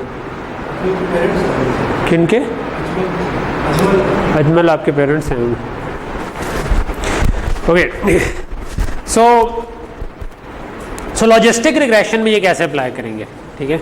सो लॉजिस्टिक रिग्रेशन में जो हमारा कॉस्ट फंक्शन था वो ये बना था, ठीक है। तो ये हमने अभी थोड़ी देर पहले जो क्लास के स्टार्ट में डिस्कस किया कि हमने कुछ लॉग्स यूज़ किए थे और ये हमने दोनों केसेस को इकट्ठा कर दिया था, क्योंकि y या 0 होता है या 1 होता है। तो अगर y 0 होगा तो ये चीज़ ख़त्म हो जाती है, 1 होता है तो ये चीज़ ख़त्म हो जाती है और ये बच जाता है। तो ये था for the case of y is equal to 1 और ये वाला केस था for y is equal to 0। और वो जो हमने शेप देखी थी कि तरह नहीं भी समझ आई तो अभी रिक्वायर्ड नहीं है, but this was the cost function for. अच्छी बात यह है कि इम्प्लीमेंट करने के लिए आपको समझ ना भी आई हो तो फिर भी आप इम्प्लीमेंट कर सकते हैं। यू नीड एन इक्वेशन, आपने उसी को इम्प्लीमेंट किया एंड दैट्स इट, ठीक है। लेकिन मैं चाह रहा हूँ कि आपको पीछे में इंट्यूशन हो। तो अगर आपने जो इसमें जो एच ऑफ थीटा था बेसिकली वो आपका थीटा ट्रांसपोज एक्स टाइप का था, उसके ऊपर हमने सिग्मॉइड अप्लाई किया हुआ था। और लीनियर रिग्रेशन में थीटा ट्रांसपोज एक्स था। अगर पॉलिनोमियल रिग्रेशन होगी तो फिर थीटास को आपने x, x square, x cube जो भी आपने पावर्स यूज़ की हुई हैं उनसे किया। तो अगर आप कोई ज़्यादा पावर्स यूज़ करेंगे तो हमने देखा था कि ये कोई अजीब सी वियर्ड सी शेप बन जाएगी, राइट। तो ये वाला मसला हमारे पास बन जाता है, ठीक है, कि हम ये नहीं चाहते कि ये नीला वाला कर्व हो, बल्कि हम ये चाहते हैं कि ये मेजेंटा वाला कर्व बने जो कि थोड़ा अच्छा जनरलाइज करेगा। तो हम करते हैं अगेन वही है कि हम j इज इक्वल टू 1 से लेकर n तक थीटा j, सॉरी ये m होगा I guess, m training example थी, n आप n ही होगा, ठीक है। 1 से n तक थीटा j स्क्वायर आप लेंगे और 1/2m से डिवाइड कर, ये आपका नया कॉस्ट फंक्शन बन गया जिसमें आपने सारे थीटास को लैम्डा से मल्टीप्लाई कर दिया। बाय 2m इसकी वजह से आ रहा है क्योंकि यहाँ पर भी आपके वो चल रहा है। तो ग्रेडियंट डिसेंट वाले अपडेट में क्या चेंज आएगी, हमने देखा था कि उसकी ग्रेडियंट डिसेंट की अपडेट बिल्कुल लीनियर रिग्रेशन की तरह की थी जो लॉजिस्टिक की भी थी। सिर्फ फर्क ये था कि एच ऑफ थीटा जो था इसमें जी भी अप्लाई हो रहा है, इट्स नॉट जस्ट वो कहते हैं, ठीक है। तो अगेन हमने वही किया जो लीनियर के केस में किया था, थीटा 0 को अलग किया और इधर अब हमारी वही वाली टर्म आ जाएगी, उसका डेरिवेटिव लेंगे तो जब एक थीटा के हिसाब से लेंगे तो बाकी थीटा 0 हो जाएंगे, ठीक है। तो हमारे पास नेट इफेक्ट क्या आ जाएगा कि जो आपका उस केस का फंक्शन बन रहा था वो इधर ही बन जाएगा, ठीक है। तो यही आपका एग्जैक्ट फंक्शन बन जाएगा, ठीक है। तो ये आपकी वो अपडेट आ गई जिसको हमने बाद में इधर भी अल्फा के पास ला कर देखा था, तो ये हमारी वो वाली अपडेट बन गई, ठीक है। सिर्फ इसमें फ़र्क क्या है कि ये जो एच ऑफ थीटा है ये sigmoid of theta transpose x है, या ओके। सो लॉजिस्टिक में भी काइंड ऑफ फ़र्क कोई ख़ास नहीं पड़ा, सिर्फ ये है कि हमने इधर एच ऑफ थीटा चेंज हुआ था, बाकी तो हमने वही किया जो हम पहले कर रहे थे, ठीक है। इसको हम इम्प्लीमेंट कैसे करेंगे ये हमने लास्ट टाइम देखा था कि अगर ऑक्टेव में इम्प्लीमेंट करना हो, पाइथन में भी तकरीबन यही काम होगा कि आपको कॉस्ट फंक्शन एक लिखना पड़ेगा खुद से। तो हमने कहा था कि आपकी ऑप्टिमाइजेशन लाइब्रेरीज में फंक्शन होते हैं जो कहते हैं कि आप मुझे कुछ भी दे दो मैं उसको ऑप्टिमाइज कर दूंगा, ठीक है, लेकिन आपको मुझे बताना पड़ेगा ग्रेडियंट फंक्शन उसके लिए, और ऑप्शनली कॉस्ट फंक्शन भी बताना पड़ेगा, ठीक है। कॉस्ट उसको नहीं चाहिए होती, कॉस्ट का ग्रेडियंट चाहिए होता है ताकि वो ऑप्टिमाइज़र का काम क्या है ग्रेडियंट के हिसाब से मिनिमम पे पहुंचा दे, ठीक है। मैं ऑक्टेव में उसके लिए एफ मिन अंक था, जो पाइथन में जो था ना उसकी ऑप्टिमाइज की लाइब्रेरी के अंदर कुछ फर्दर ऑप्शंस हैं जिनके मुझे अभी फ़िलहाल नाम याद नहीं है, लेकिन जो आपकी सेकंड एक्सरसाइज होगी उसके अंदर आप उनको यूज़ कर रहे होंगे, ठीक है। तो उनमें भी आप करेंगे यही कि आप कॉस्ट फंक्शन इनपुट देंगे उसको, ठीक है। फंक्शन को फंक्शन इनपुट देने का क्या मतलब होता है कि आप एक फंक्शन को बताते हैं कि तुमने जब कॉस्ट निकालनी हो तो ये वाला फंक्शन कॉल कर लेना, तो आप फंक्शन को भी एज एन आर्गुमेंट पास कर सकते हैं। हमने जब C++ शायद पढ़ी थी तो ये वाला टॉपिक कवर होना रह गया था, ठीक है। C++ में भी आप ये कर सकते हैं, आप फंक्शन का भी पॉइंटर पास कर सकते हैं किसी और फंक्शन को। तो यानी एक फंक्शन आपने कॉल किया और वो उसको एक बाहर से फंक्शन आया हुआ वो उसको कॉल कर सके, ठीक है। तो उसका क्या फ़ायदा होता है? उसका फ़ायदा ये होता है कि अब मैंने डिफाइन किया कि कॉस्ट फंक्शन क्या है, ऑप्टिमाइज़र को दे दिया कि यार मैंने खुद कॉस्ट निकालने का फॉर्मूला निकाल लिया, मैंने ग्रेडियंट निकालने का फॉर्मूला निकाल लिया, और मैंने कहा कि ये जो कॉस्ट फंक्शन है ना, ये मैंने पास कर दिया जो हमारा एफ मिन अंक था, राइट, यही था ना, एफ मिन अनकंस्ट्रेंड ये था, और उसको हमने शुरू में लिखा हुआ था एट कॉस्ट फंक्शन, ठीक है। वो एट कॉस्ट फंक्शन का मतलब है कि मैं ये वाले फंक्शन इसको पास कर रहा हूँ, ठीक है। मैं इसको कह रहा हूँ कि ये वाला फंक्शन यूज करना जिस वक्त तुमने ऑप्टिमाइज करना है, ठीक है। तो मैंने डिफाइन किया कि क्या ग्रेडियंट है, क्या कुछ है, उसने उसके हिसाब से मुझे वो फंक्शन इसमें तेज था कि वो ग्रेडियंट डिसेंट या जो दूसरे बहुत से टेक्निक्स थी उनमें से जो हम सिलेक्ट करेंगे उसको यूज़ करते हुए मिनिमा तक पहुँच जाएगा। इनफैक्ट चलो इस पर मैं थोड़ा सा बाद में आऊँ, ठीक है। तो हमने ये वाली चीज़ इम्प्लीमेंट कर दी, ये जे ऑफ थीटा अगर लीनियर कर, ये हमारे उसके सारे पार्शियल डेरिवेटिव्स हैं। 0 के केस में वही पुराने वाला है, 1 2 3 के केस में हमारे पास एक एक टर्म ऐड होगी, lambda by M into theta 1 lambda, क्योंकि बाकी सारे थीटा 0 हो जाते हैं। क्योंकि असल जो इधर आप देखेंगे इधर समेशन चल रही थी, जब आप मैं इसका थीटा 0 के हिसाब से डेरिवेटिव लूँगा बाकी सारे 0 हो जाएंगे, तो ये बच जाएगा, ठीक है, राइट। तो यू गेट दी आइडिया कि अगर मैं एक फंक्शन लिखूँ जो कि ये काम कर ले और ये मैं पास कर दूँ एफ मिन को, तो वो निकाल देगा, या पाइथन में जो लाइब्रेरी होगी उसको पास कर दूँ तो वो इसके हिसाब से लॉजिस्टिक रिग्रेशन का ये निकाल देगा, ठीक है, ओके।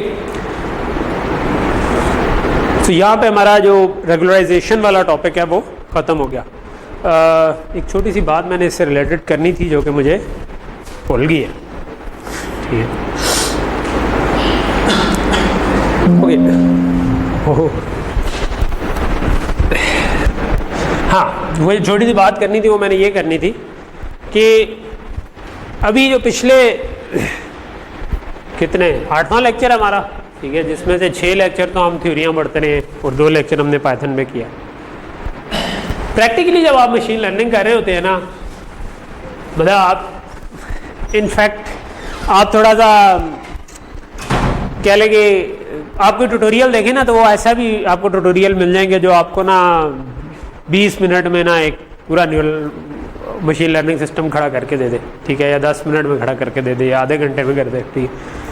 और आप देखेंगे कि वो पाइथन में हार्डली 10-15 लाइंस ऑफ कोड होंगी, ठीक है। आप डाटा सेट लोड करेंगे, आप बताएंगे कि ये मॉडल है, आप उसी को कहेंगे कि भाई ट्रेन कर, वो ट्रेन कर देगा और उसके बाद आप नई एग्जांपल्स पे उसको टेस्ट कर लेंगे, ठीक है।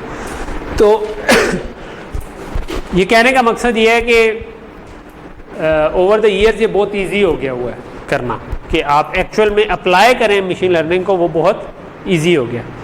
टिपिकली सीवीज़ में लोगों ने अब मशीन लर्निंग लिखा होता है, उन्होंने यही किया होता है, ठीक है। और मैं ये I actually encourage you guys to go through such tutorials as well, ठीक है। जाएँ वैसे ट्यूटोरियल कोई भी देखें, गूगल पे सर्च करें मशीन लर्निंग इन 20 मिनट्स 30 मिनट्स आप करोगे ना, कुछ निकल आएगा, ठीक है।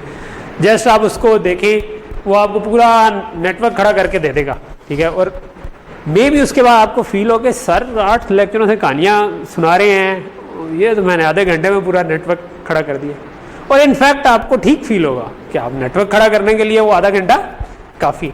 ये पूरी कहानियाँ हमें क्या हेल्प कर रही हैं? हमें पूरी कहानियाँ ये हेल्प कर रही हैं कि जो बंदा सिर्फ 15-20 मिनट में वो नेटवर्क खड़ा करेगा, उसको उस नेटवर्क की समझ नहीं होगी कुछ, ठीक है। तो अगर तो वो चल गया तो चल गया, तुक्का लग गया, ठीक है। और हो सकता है 50% कामों में आपका वो तुक्का भी काफ़ी हो, ठीक है, कि आप कहीं पे जाएं, आप कहेंगे यार मुझे बताओ क्या प्रॉब्लम है, आपने डाटा दिया, उसने ट्रेन किया और उसको जवाब दिया। लेकिन आप लोग जब थ्योरी की बैक पे कोई काम करोगे ना, तो you will be able to जज बेटर कि यहाँ पर कौन सा वाला तरीका लगाना ज़्यादा मुनासिब है। Should I go for convolutional network, should I go for normal artificial neural network, should I go for logistic regression, should I go for linear regression, क्या इस्तेमाल करूँ, ठीक है। तो वो आपको ज़्यादा बेहतर तौर पर पता होगा, ठीक है। तो तो ये एक मुझे जो जिस तरह ये मुझे जब मैं ये एफ मिनांक वाली चीज़ कर रहा था ना, तो मैंने भी ऐसे 2-4 ट्यूटोरियल देख कर ट्राई किए हुए हैं और वाकई आपको लगता है आप 15 मिनट में जो है ना मशीन लर्निंग के एक आपको आ गई है, लेकिन वो जो प्रॉब्लम है वो बैक साइड का हमें वो थ्योरेटिकल बैकग्राउंड आपको हेल्प कर रहा होता है। ठीक है, ओके। सो हमारा जो नया टॉपिक है वो है neural networks. So finally we are close to neural networks. ठीक है, न्यूरल नेटवर्क्स का आपने बहुत ज़्यादा नाम सुना होगा, ठीक है, कि नहीं सुना हुआ? कितने लोगों ने सुना हुआ है नाम? मेरा ख्याल है कि सारों नहीं सुना होगा। नहीं तुमने सुना हुआ नाम भाई कि लिख रहे हो जो ये सुना हुआ तो हाथ खड़ा कर दे यार थोड़ा। ओके, सो बेसिकली पिछले 10-12 सालों में न्यूरल नेटवर्क जो है उन्होंने काफ़ी सारी तबाही फेर दी है। ठीक है, तबाही फेर दी मीन्स के बहुत सारे प्रॉब्लम सॉल्व कर लिए। ठीक है, तो ये ऐसी फील्ड है जो कि चढ़ी जा रही है काफ़ी अर्से से। ठीक है, तो उनके पीछे न्यूरल नेटवर्क यूज़ हो रही है। तो अब हम देखेंगे कि यार ये जो हम kind of neural network is a series of logistic regressions, या पैरेलल में कुछ लॉजिस्टिक रिग्रेशन लगी हुई हैं और उनके कॉम्बिनेशन है जो कि यूज़ हो रहे हैं। ठीक है, so basically non linear hypothesis क्या होता है कि जिसमें हम लाइन के बजाय किसी और शेप से करना चाह रहे हो एस्टिमेट, और वो हमें जिस तरह अगर हाउसिंग प्राइसेस में ही या क्लासिफिकेशन प्रॉब्लम में आपके पास बहुत सारे फीचर हो, तो वी वांट अ बाउंड्री जो कि लाइन ना हो बल्कि नॉन लीनियर हो। ठीक है, तो बेसिकली कुछ इस किस्म की बाउंड्री हम चाह रहे होते हैं। ठीक है, और सो मसला एक ये आता है कि जब इस किस्म की बाउंड्री हम चाह रहे होते हैं तो इसमें हमें फिर हायर पावर्स पे भी जाना पड़ता है। एक्स के साथ एक्स स्क्वायर भी आएगा, एक्स क्यूब भी आएगी, या कुछ लेट से 1-2 पावर में भी हम आगे। इमेजिन कि आपके पास ये 100 पैरामीटर्स हैं। ठीक है, तो 100 पैरामीटर्स में अगर मैं इसका मतलब है x1 x2 up to x100 linear अगर हाइपोथेसिस होता तो सिंपल थीटा इनके साथ लग जाते। लेकिन अब मैं ये भी कह रहा हूँ कि x1 x2 भी हो, x1 x3 भी हो, x1 x4 भी हो, and so on x1 x100 भी हो। ठीक है, तो ये मेरे अब फिर यही काम जो है वो x2 के साथ भी हो, x2 x3 भी हो। ठीक है, और एंड सो ऑन। अगर मैंने यानी x1 स्क्वायर भी हो, x2 स्क्वायर भी हो, लेकिन वो बाकी सब से भी मल्टीप्लाई हो रहा हो तो 100 है तो बड़े आराम से ये 100 × 100 तो यही बन जाते हैं अगर मैं स्क्वायर पे चला जाऊँ। ठीक है, तो 10,000 तो पैरामीटर सीधे यहीं पे बन गए। अगर मैं क्यूब पे चला जाऊँ तो ये 100 × 100 × 100 बन जाएंगे, जो कि मिलियन पैरामीटर्स के करीब बन जाएंगे। ठीक है, तो इतने सारे पैरामीटर्स जो हैं वो आ जाते हैं जिस वक्त हमारे पास जब आप स्क्वायर और क्यूब की टर्म, इसमें ऑब्वियसली कुछ नई भी इंक्लूड होती है, नहीं क्योंकि इधर x1 x2 आया तो इधर दोबारा x1 x2 की जरूरत नहीं है, कुछ तो कम हो जाएंगी, लेकिन at the order of square और क्यूब जो जा रहे हैं तो हमारे जो नंबर ऑफ पैरामीटर्स हैं वो बहुत ज़्यादा बढ़ जाए। ठीक है, तो वहाँ पे फिर हम चाहते हैं कि कोई हमें तरीका हो कि उनको कैसे हैंडल किया जाए, तो हम वहाँ पर भी न्यूरल नेटवर्क यूज़ करते हैं। अच्छा, न्यूरल नेटवर्क यूज़ करने से पहले कई दफ़ा जो नए मशीन लर्निंग में आए होते हैं ना, उन्हें ये चीज़ समझ नहीं आ रही होती कि मशीन के लिए मुश्किल क्यों है एक चीज़ करना जो कि हम बड़े आराम से कर रहे हैं। मिसाल के तौर पर ये आप देखते ही आपको नज़र आ रहा है कि ये एक कार है।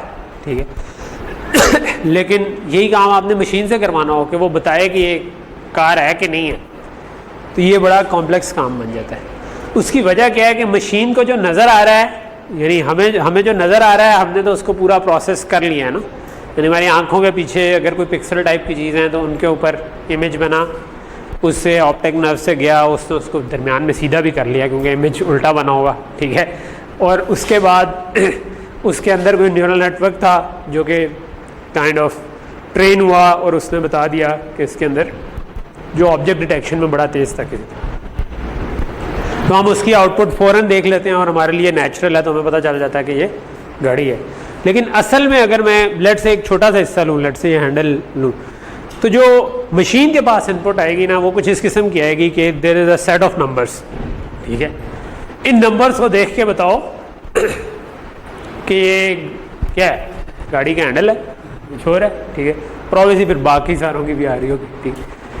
तो अब ये एक बिल्कुल डिफरेंट प्रॉब्लम है। अगर आपको भी ये नंबर उठा के कोई दे दे और प्रोसेसिंग ना हुई उसकी जो कि हमारे दिमाग में की होती है, तो कैसे हम इसको बताएंगे, हम भी फंस जाएंगे। तो हमारा मशीन का काम ये है, हम ये कर रहे हैं, यानी इधर जब ये मेरे पास इमेज आ रहा है तो किसी तरह हमारे पीछे जो वो कॉन्स एंड वो होते हैं ना जो रेटिना पे जो कि डिफरेंट कलर जज कर रहे होते हैं, और वो उनकी एक काइंड ऑफ पिक्सल्स भी बन रही होती है एक तरह की, ठीक है।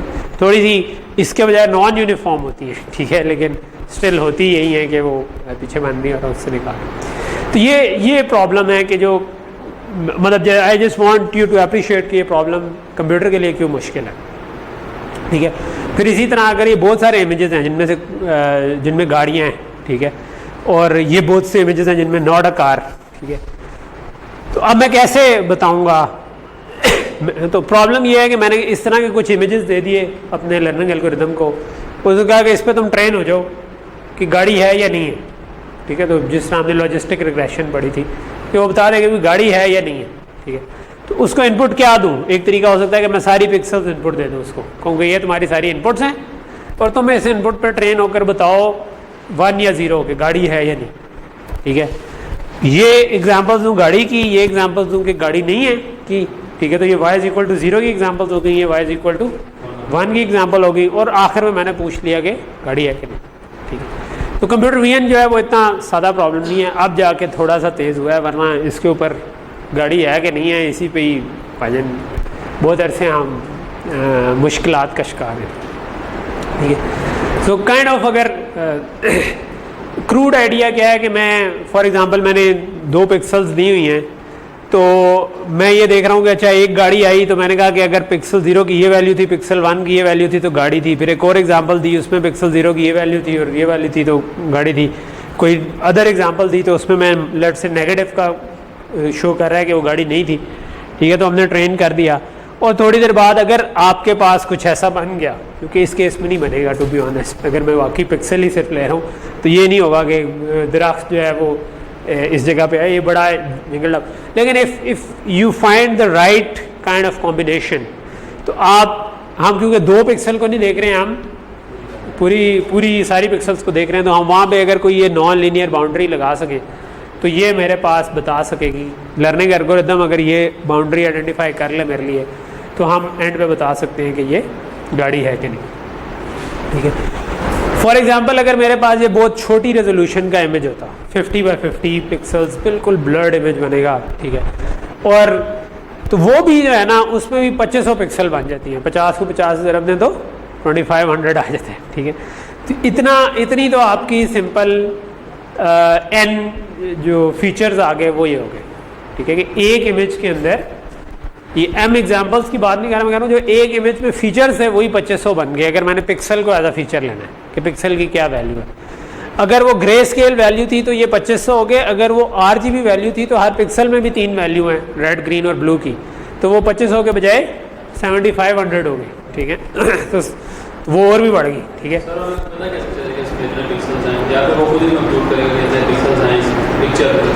ये तो सबसे छोटा प्रॉब्लम है कि हमें कैसे पता चलेगा, मतलब अगर कोई इमेज आया है तो वो तो हम वो पिक्सल्स ही होती है ना डायमेंशन, हाँ जी, हाँ जी, जो आपकी जो डायमेंशन लिखी होती है वो एक्चुअली नंबर ऑफ पिक्सल्स ही लिखी होती है, ठीक है। तो आपको पता चल जाता है, आप हाइट को विड्थ से मल्टीप्लाई कर दें, ठीक है। इसको कैसे पता चलेगा, हमें तो पता है ना किसको, जो इसको कंप्यूट करेंगे ये गाड़ी और ये पिक्सल मतलब, ठीक है। जो आपके पास जब रियल सिस्टम में कोई इमेज होगा, ठीक है, तो आप इमेज की डायमेंशन निकाल सकते हैं उस बिट मैप से या उस JPG से या PNG से, जो भी फाइल है उसके अंदर ये इन्फॉर्मेशन पड़ी होती है कि ये कितने बाय कितने की पिक्सल है, तो आप वो तो हमेशा निकाल सकते हैं। अगर मैंने कोई नेटवर्क ट्रेन किया हुआ है एक खास साइज़ पे, तो I can always resize image, ठीक है, इमेज को रीसाइज करके उस पर भी लेके जा सकता हूँ, ठीक है। तो और कई दफ़ा ऐसे थोड़े से अगर कॉम्प्लेक्स सिस्टम हो तो आप डिटेक्शन वाला एक काम अलहदा करते हैं और रिकग्निशन का अलहदा करते हैं, यानी कि आप इमेज में से पहले आइडेंटिफाई करते हैं कि कोई ऑब्जेक्ट कहाँ पे पड़ी है और उस ऑब्जेक्ट का बाउंडिंग बॉक्स निकालते हैं कि यहाँ से यहाँ तक ऑब्जेक्ट है, उसको उठा के रीसाइज कर लेते हैं जिस साइज़ पे आपने ट्रेन किया हुआ है कि भाई ये चीज़ है, ये चीज़ है या ये चीज़ है, ठीक है। तो वो यानी वो करना is probably the simpler part, because उसमें तो I am read, I am resize, जो ये फंक्शन सिंपल यूज़ हुए, जो आप एक छोटा सा कोड लिख सकते हैं जो कि कर सकता है। लेकिन जो पार्ट है वो ट्रेन करने का है कि डिटेक्शन के लिए भी कोई मशीन लर्निंग का प्रॉब्लम है, रिकग्निशन भी मशीन लर्निंग का प्रॉब्लम, वो कैसे करें, ठीक है। सो अब हर इमेज को अगर मेरे पास 50x50 का था और लेट से कि वो ग्रे स्केल था, RGB नहीं था, यानी कि grey scale black and white image जिसको हम कहते हैं, ठीक है। तो इसका मतलब है कि हर पिक्सल की वैल्यू अमूमन उस केस में होती है 0 से लेकर 255 तक। 255 का मतलब होता है वाइट, 0 का मतलब होता है ब्लैक, और दरमियान में ग्रे के डिफरेंट शेड्स होते हैं। तो मेरे पास 2500 नंबर्स हैं जो कि 0 से लेकर 255 तक है। ये मेरा X हो गया और इसको मैंने काइंड ऑफ इसके हिसाब से कुछ नेटवर्क बनाना है जो कि इनको यूज़ करें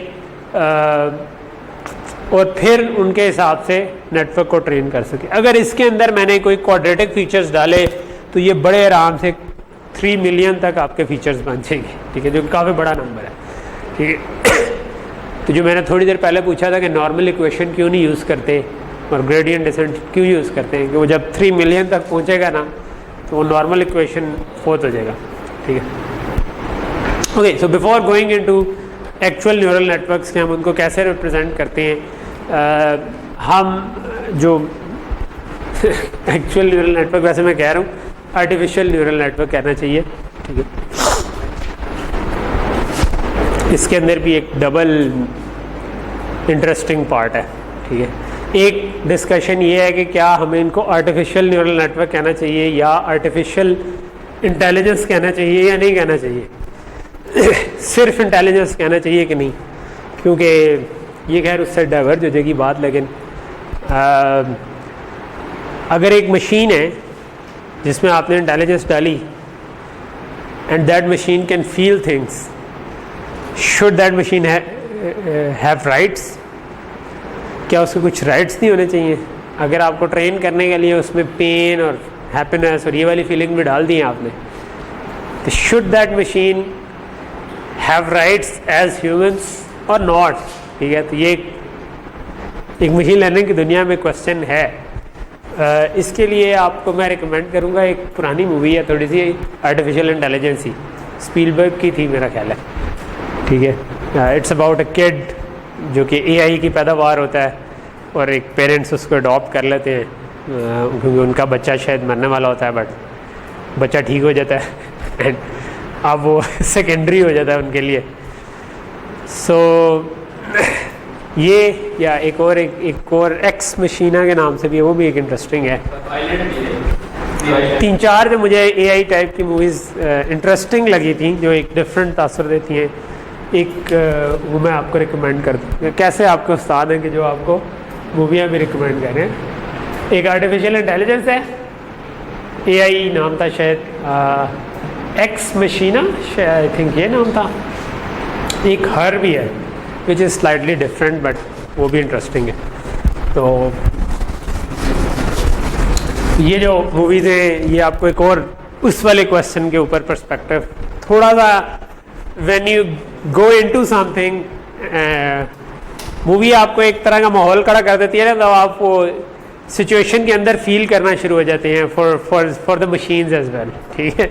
तो मैं चाह रहा हूँ वो एक सॉरी ये मैं थोड़ा बैक हट गया असल टॉपिक से। तो कहने का मकसद ये था, वो मेरे जहन में इसलिए आया क्योंकि मैंने पहले गलती से बोल दिया था एक्चुअल न्यूरल नेटवर्क्स, जिससे मेरी मुराद आर्टिफिशियल न्यूरल नेटवर्क्स थी। और दूसरा पॉइंट ये था कि आर्टिफिशियल को भी आर्टिफिशियल कहना चाहिए कि नहीं कहना चाहिए, ये एक और क्वेश्चन था। तो हम जब आर्टिफिशियल न्यूरल नेटवर्क या न्यूरल नेटवर्क कहते हैं तो उससे हमारी मुराद ये है कि जो हम मॉडल करेंगे इन आवर कोर्स, ठीक है, they are inspired from the brain, so will want to study के थोड़ा सा कि न्यूरॉन का स्ट्रक्चर होता कैसा, ठीक है। तो बेसिकली न्यूरल नेटवर्क हम उनको कहते हैं जो एल्गोरिदम्स जो है ना वो ब्रेन को मिमिक करने की कोशिश करें, ठीक है। तो ब्रेन को मॉडल करने की कोशिश करें।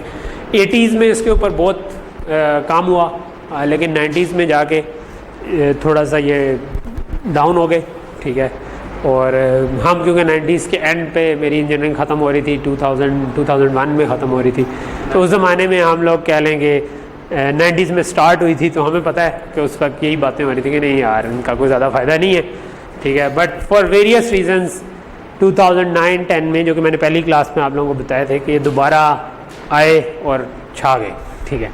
और बड़ा रीज़न दो थे टू बी ऑनेस्ट। एक ये था कि आपकी मशीन्स इतनी तगड़ी हो गई कि वो जो न्यूरल नेटवर्क्स को प्रोसेसिंग चाहिए उतनी प्रोसेसिंग कर सकें, क्योंकि जो फीचर्स हमने देखा है कि मिलियंस ऑफ फीचर्स पे आप किसी चीज़ को ट्रेन करें तो वो ट्रेन अब हो सकते, ठीक है।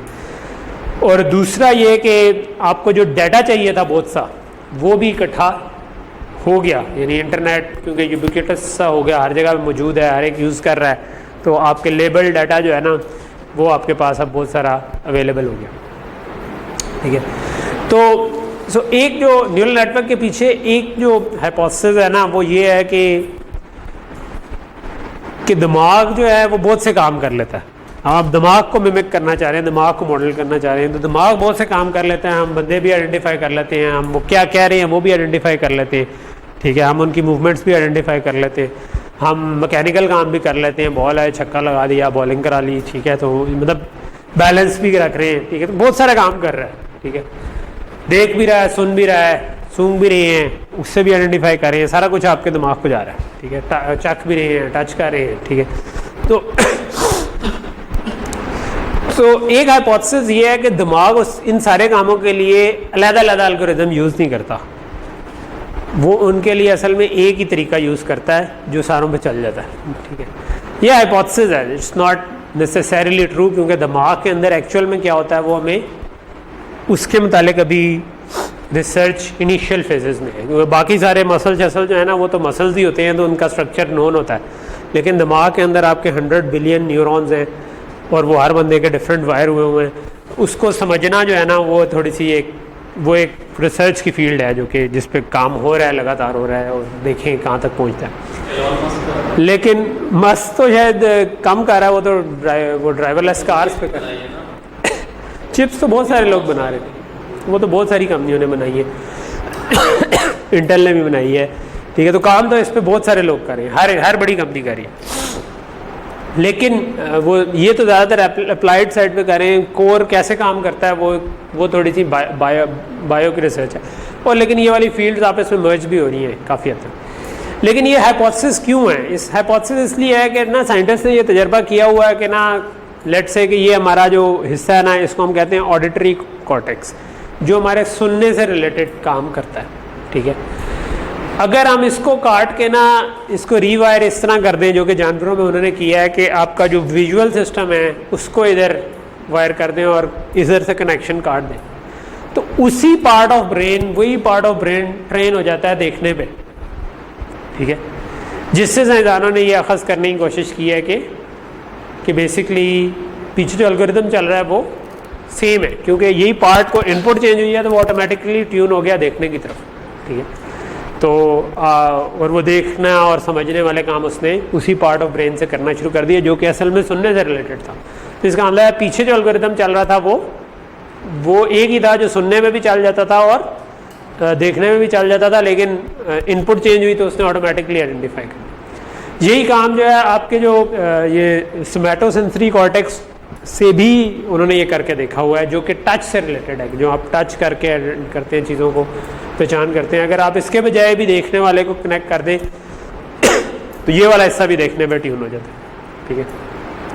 और इसको देखते हुए कई किस्म के एक्सपेरिमेंट भी हुए हैं। ये वाला जो एक्सपेरिमेंट है ये क्या करते हैं कि ये ना कुछ आपके सर पे कैमरा लगा हुआ बंदे के, ठीक है, उस कैमरे से जो पिक्सल्स आती है ना उनको बहुत लो स्केल पर ही इधर ज़ुबान पर इसने रखी हुई हैं, जो कि ज़ुबान के ऊपर आपको कह लो कि डिफरेंट पिक्सल्स जो है ना वो मैप कर देता है, ठीक है।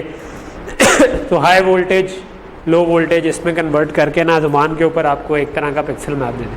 और अगर आप इसको ज़ुबान पे रख के देखने की कोशिश करें, आंखें आपकी बंद हो, तो आप थोड़ी देर में ट्यून हो जाते हैं, थोड़ा थोड़ा, नॉट बिल्कुल आँखों की तरह का नहीं, बट आप आगे ऑब्स्टिकल है या नहीं है, इस तरह की चीज़ें जो है ना वो आप इस पर ट्यून हो जाते हैं। क्योंकि ज़ुबान के ऊपर भी आपके सेंस कर सकते हैं ना, ज़ुबान भी एक इंटरेस्टिंग मसल है कि जिसके ऊपर आप डिफरेंट जगह को सेंस कर सकते हैं कि इस जगह पे कुछ हो रहा है या इस जगह पे कुछ हो रहा है, ठीक है। इनफैक्ट अगर देखा जाए जो नब्ज़ चेक करते हैं आपके नब्बाज जिन्हें हम कहते हैं, जो हकीम होते हैं, वो ये 3 उंगलियां रखते हैं ना, तो वो जो आपका यहाँ से फ्लो कर रहा होता है ब्लड, उसके फ्लो का एक तरह का वो माइंड में ग्राफ बना लेते हैं, ठीक है, और उसकी बेस पे बता रहे होते हैं कि आपको क्या प्रॉब्लम हुआ होगा, ठीक। लेकिन वो खैर मशीन लर्निंग नहीं है, वो ह्यूमन काइंड ऑफ करनिंग। ये एक और है, इस पर आप यूट्यूब पे अगर सर्च करेंगे तो ये अब ब्लाइंड बच्चा था जो कि सिंपली चुटकी बजा के या मुंह से करके वो जो उसकी एको है ना उस पर इतना ट्यून हो गया है कि वो ऐसी जगहों पे चल फिर सकता है, उसको पता चल जाता है कि आगे आंखें नहीं हैं, लेकिन उसको पता चल जाता है कि उसकी रिफ्लेक्शन से कि किस जगह पर क्या है, ठीक है, मोटा मोटा, ठीक है, नॉट कोई वो कुंग-फू वाला नहीं कि आपकी तलवार आ रही है तो रोक दी है कुछ, लेकिन बैट भी ये काम करती है, चमगादड़ भी यही कर रही होती है कि वो फेंकती है आवाज़ और उसकी एको से मैप कर रही होती है। और कुछ उसको जो कीड़े हैं वो बड़ा अगर आपने कोई बायोलॉजी वाली कुछ ऐसी डॉक्यूमेंट्रीज देखी हो तो वो बैट को कैसे बीट करते हैं कि जब वो आ रही होती है ना तो वो अचानक फ्री फॉल में चले जाते हैं। तो हम तो क्योंकि स्पीड ऑफ लाइट बहुत ज़्यादा है लेकिन स्पीड ऑफ साउंड थोड़ी सी कम है, तो उसके पास वो लोकेशन अभी अपडेट नहीं होती, तो उसका वार खाली चला जाता है, बिकॉज उसको लास्ट रिफ्लेक्शन जिधर आई होती है वो उधर होता ही नहीं है, वो अचानक से फ्री फॉल में चला है।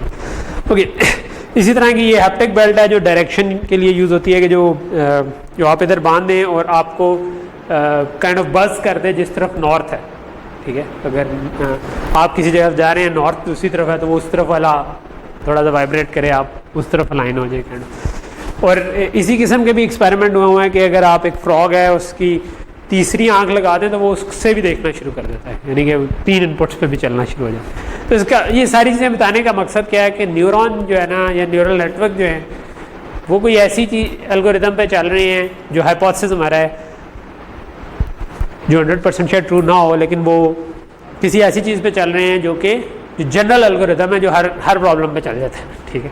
तो वो जनरल एल्गोरिदम जो है ना वो कैसे बनाए, ठीक है। सो न्यूरॉन का जो सॉरी हमारे पास टाइम तो है ना 5 मिनट है, ठीक है। सो आई थिंक मैं उसमें से 2-3 मिनट लेके फिर कहते हैं आगे, ठीक। तो न्यूरॉन होता क्या है? न्यूरॉन का तकरीबन एक बेसिकली इट्स अ सेल, ये उस सेल का न्यूक्लियस है, ठीक है।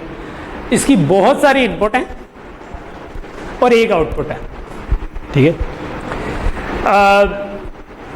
जो बहुत सारी इनपुट हैं उनको हम डेंड्राइट्स कहते हैं और एक्सन जो है वो इसके जो आगे के टर्मिनल्स हैं उनको कहते हैं। ये इसकी आउटपुट जा रही है और ये एक आउटपुट है, ये बहुत सारों की इनपुट पे टर्मिनेट हो रही होगी, ठीक है। तो रफली ऑन एवरेज कहते हैं कि तकरीबन 10,000 इनपुट्स और एक आउटपुट कह लो कि इस तरह का मॉडल होता है एक न्यूरॉन का।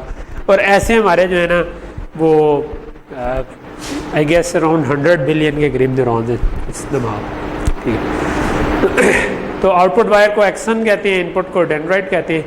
और लेट्स से कि आपने अगर देखना हो तो आपको एक न्यूरॉन से इधर इलेक्ट्रिक इम्पल्स जाएगी जो कि मसल को कहेगी कि आप मूव करें। मिसाल के तौर पर मैं बॉल को पकड़ने लगा हूँ, ठीक है, या मैंने इसको उठा के कैच किया, ठीक है। तो अब मेरी आँख ने इधर से एक आया जिसने इधर एक स्पाइक भेजी एनर्जी की मसल को और मसल ने फिर उसके हिसाब से मूव किया। तो न्यूरॉन टू न्यूरॉन जो कम्युनिकेशन होती है उसको हम कहते हैं स्पाइक्स कई दफ़ा, ठीक है। ये जो कनेक्शन है आपस में इसको साइनेप्सिस भी कहते हैं, ठीक है। तो बहुत सारे कनेक्शन जो हैं वो कितने सिनेप्सिस किसी से जुड़े हुए हैं, वो अगर रिलेटेड हैं तो ज़्यादा सिनेप्सिस उनके आपस में कनेक्टेड होंगे और उनके ऊपर जो आप पल्सेस भेजेंगे वो आप स्पाइक्स कहते हैं। हम जो मॉडल करेंगे वो थोड़ा सा स्पाइक से डिफरेंट मॉडल करेंगे, लेकिन मॉडल उसी को करे होंगे। लेकिन आजकल एक नई भी चीज़ चल रही है जिसको हम स्पाइकिंग न्यूरल नेटवर्क कहते हैं, ठीक है। तो वो एग्जैक्ट ब्रेन को मॉडल करने की कोशिश इस लिहाज से भी करना चाह रहे हैं क्योंकि जो न्यूरल नेटवर्क है ना, मैंने बताया कि बहुत से प्रॉब्लम तो सॉल्व किए हैं, लेकिन एक फील्ड में ये अभी भी दिमाग से थोड़ा सा वो तो खैर कई चीज़ों में पीछे है, लेकिन एक ख़ास चीज़ जो वो ये है कि दिमाग पावर बहुत कम लेता है इन काम करने में, जबकि जो हमारे न्यूरल नेटवर्क मॉडल्स हैं वो पावर काफ़ी ज़्यादा लेते हैं। तो उनको सेम पावर पे लाने के लिए आप जो कोशिश हो रही है उसके लिए स्पाइकिंग न्यूरल नेटवर्क जो है ना एसएनएन्स यूज़ है। ठीक है, हम इधर रुकते हैं, will cover this part again, ये जो हमने 2 स्लाइडें की हैं, एंड नेक्स्ट क्लास में यहाँ से स्टार्ट